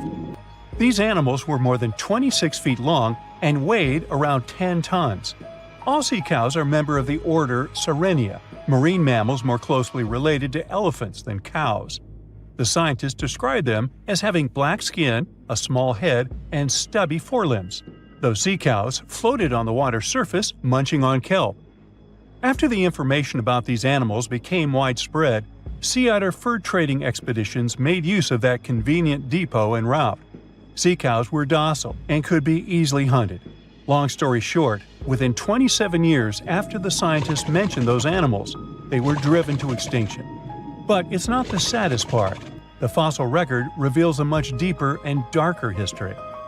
Fossils of sea cows have been discovered all over the world, from Japan to Mexico. It means that the animal once thrived in the vast kelp beds around the entire North Pacific Rim. That small population discovered by the expedition was probably the last remains of a once much larger and way healthier population. More likely, Aboriginal hunting had already reduced the numbers of these animals to near extinction levels, and the final blow came from Western hunters. The living close relatives of those ancient sea cows are rarely hunted today. Still, they're under threat of extinction themselves. To some, this amazing fossil might look a bit disturbing. Slaves' lentils are fossils that belong to animals called nummalites. They lived and thrived in a warm, shallow sea covering part of Egypt around 40 million years ago. The name nummalites hints at the fact that larger specimens resemble coins, and in Egyptian folklore, they're even referred to as angel's money. These creatures have a simple, single-celled structure, which contrasts with their super intricate skeleton. Look at this series of spiral overlapping whorls. Each whorl is divided into countless tiny chambers. Nummalites can grow to be 4 inches in diameter, and still, they are the fossils of single-celled animals related to amoeba. How and why did they grow to be so large? The reason could be their symbiotic relationships with other smaller organisms. In the case of modern species, such symbionts are tiny golden-brown single-celled algae called diatoms. The shells of nummalites are relatively transparent, and since they're flat, there's a large surface area for the light needed for the diatoms to photosynthesize. For some reasons, scientists are still debating about them. The presence of plant symbionts in animals dwelling in the sea encourages the growth of a calcareous skeleton in hosts. So, the gigantic size of the nummalites in Egypt could be due to their close relationship with symbiotic diatoms. Does that make sense? Fun fact: a species of nummalites evolve very fast, and their fossils change from one layer of sediments to the next. So, the limestone used for the pyramids of Giza are so packed with such fossils that it's known as nummulitic limestone. This limestone also contains 2 kinds of nummalites, the smaller slave's lentils and the larger angel's money. But those are not different species, but rather different stages in the life cycle of a single species. Imagine working 7 days a week on a large-scale construction site. You, along with thousands of others, carry millions of stone blocks and put them on top of each other according to a complex system. You work without modern construction equipment. You have no air conditioning or constant access to water. It's so hot outside that you can fry eggs on the road. You've been building the pyramid for decades, and now, when it's finally done, you enjoy the result of the colossal work of thousands of people. You're looking at a giant cultural monument of global value that will freeze in time and amaze people for tens of thousands of years. A few thousand years have passed. People in the 21st century see the pyramids and are like, "Wow, I can't believe humans have built this." Yeah, the people who built the pyramids wouldn't have appreciated such a theory. But actually, there are reasons to believe that people built it using some fantastic technology. From the outside, it seems the Great Pyramids are just big triangles of stone. People just put some heavy blocks on top of each other, and that's it. In fact, the design seems too perfect to be true. The pyramid consists of more than 2 million blocks.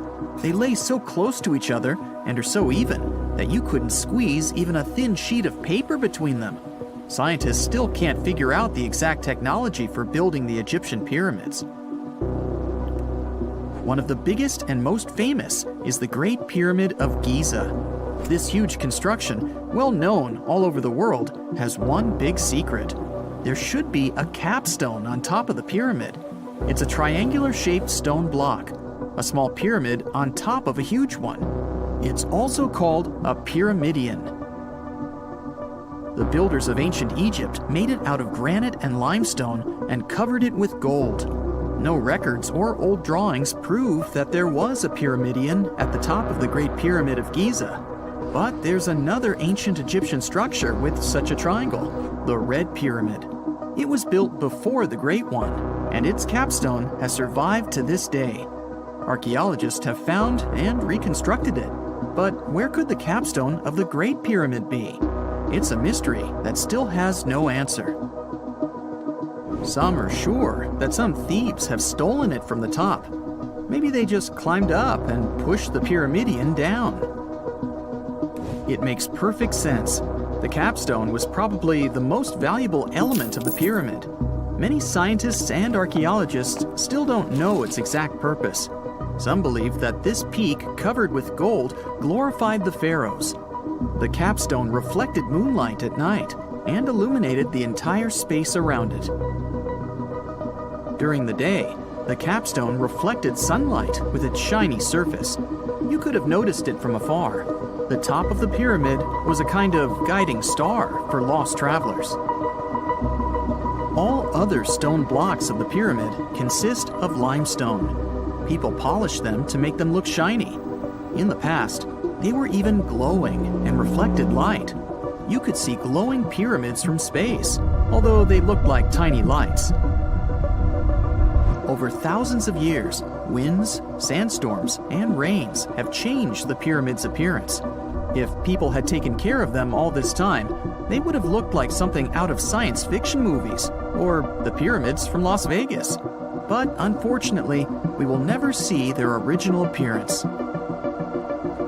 Some archaeologists and scientists believe that the capstone could absorb the sun's energy and distribute it evenly throughout the pyramid. No one knows precisely why the Egyptians needed this technology. There's a theory the pyramids are ancient energy systems. The pharaohs applied this energy to use some unique technologies that were more advanced than all the achievements of the 21st century. And the triangular shape of the pyramids was ideal for boosting this electromagnetic energy. In theory, solar radiation, or electromagnetic forces, accumulated at the top of the pyramid, filled the inner rooms, and then went down the walls to the base. Any surface distortion could prevent the flow from spreading, so they had to create a perfectly smooth surface. That's why they installed the blocks so that nobody could squeeze a needle or razor blade between them. Many people believe in this theory because they built the pyramids from limestone. This material can hold energy inside itself. In the inner part, they created granite deposits to cause air ionization, that is, to create an electric charge. They also dug channels under the pyramid for water to transmit electricity. And at the top, they put a gold capstone, the best conductor of electricity. So, this is how you get a great power generator. Different cultures used similar technologies to create electricity all over the world. But these are all theories. If it had been working, humanity would have used these technologies today. There are mentions of the metal industry, chemistry, engineering, physics, mathematics, and astronomy in some ancient records. Most scientists don't believe in all these things. We know the detailed stages of the technology's development in different cultures. In the 21st century, scientists, historians, and anthropologists can track the evolution of all modern devices. If people had created some technological inventions in ancient times, the history of the world would have looked different.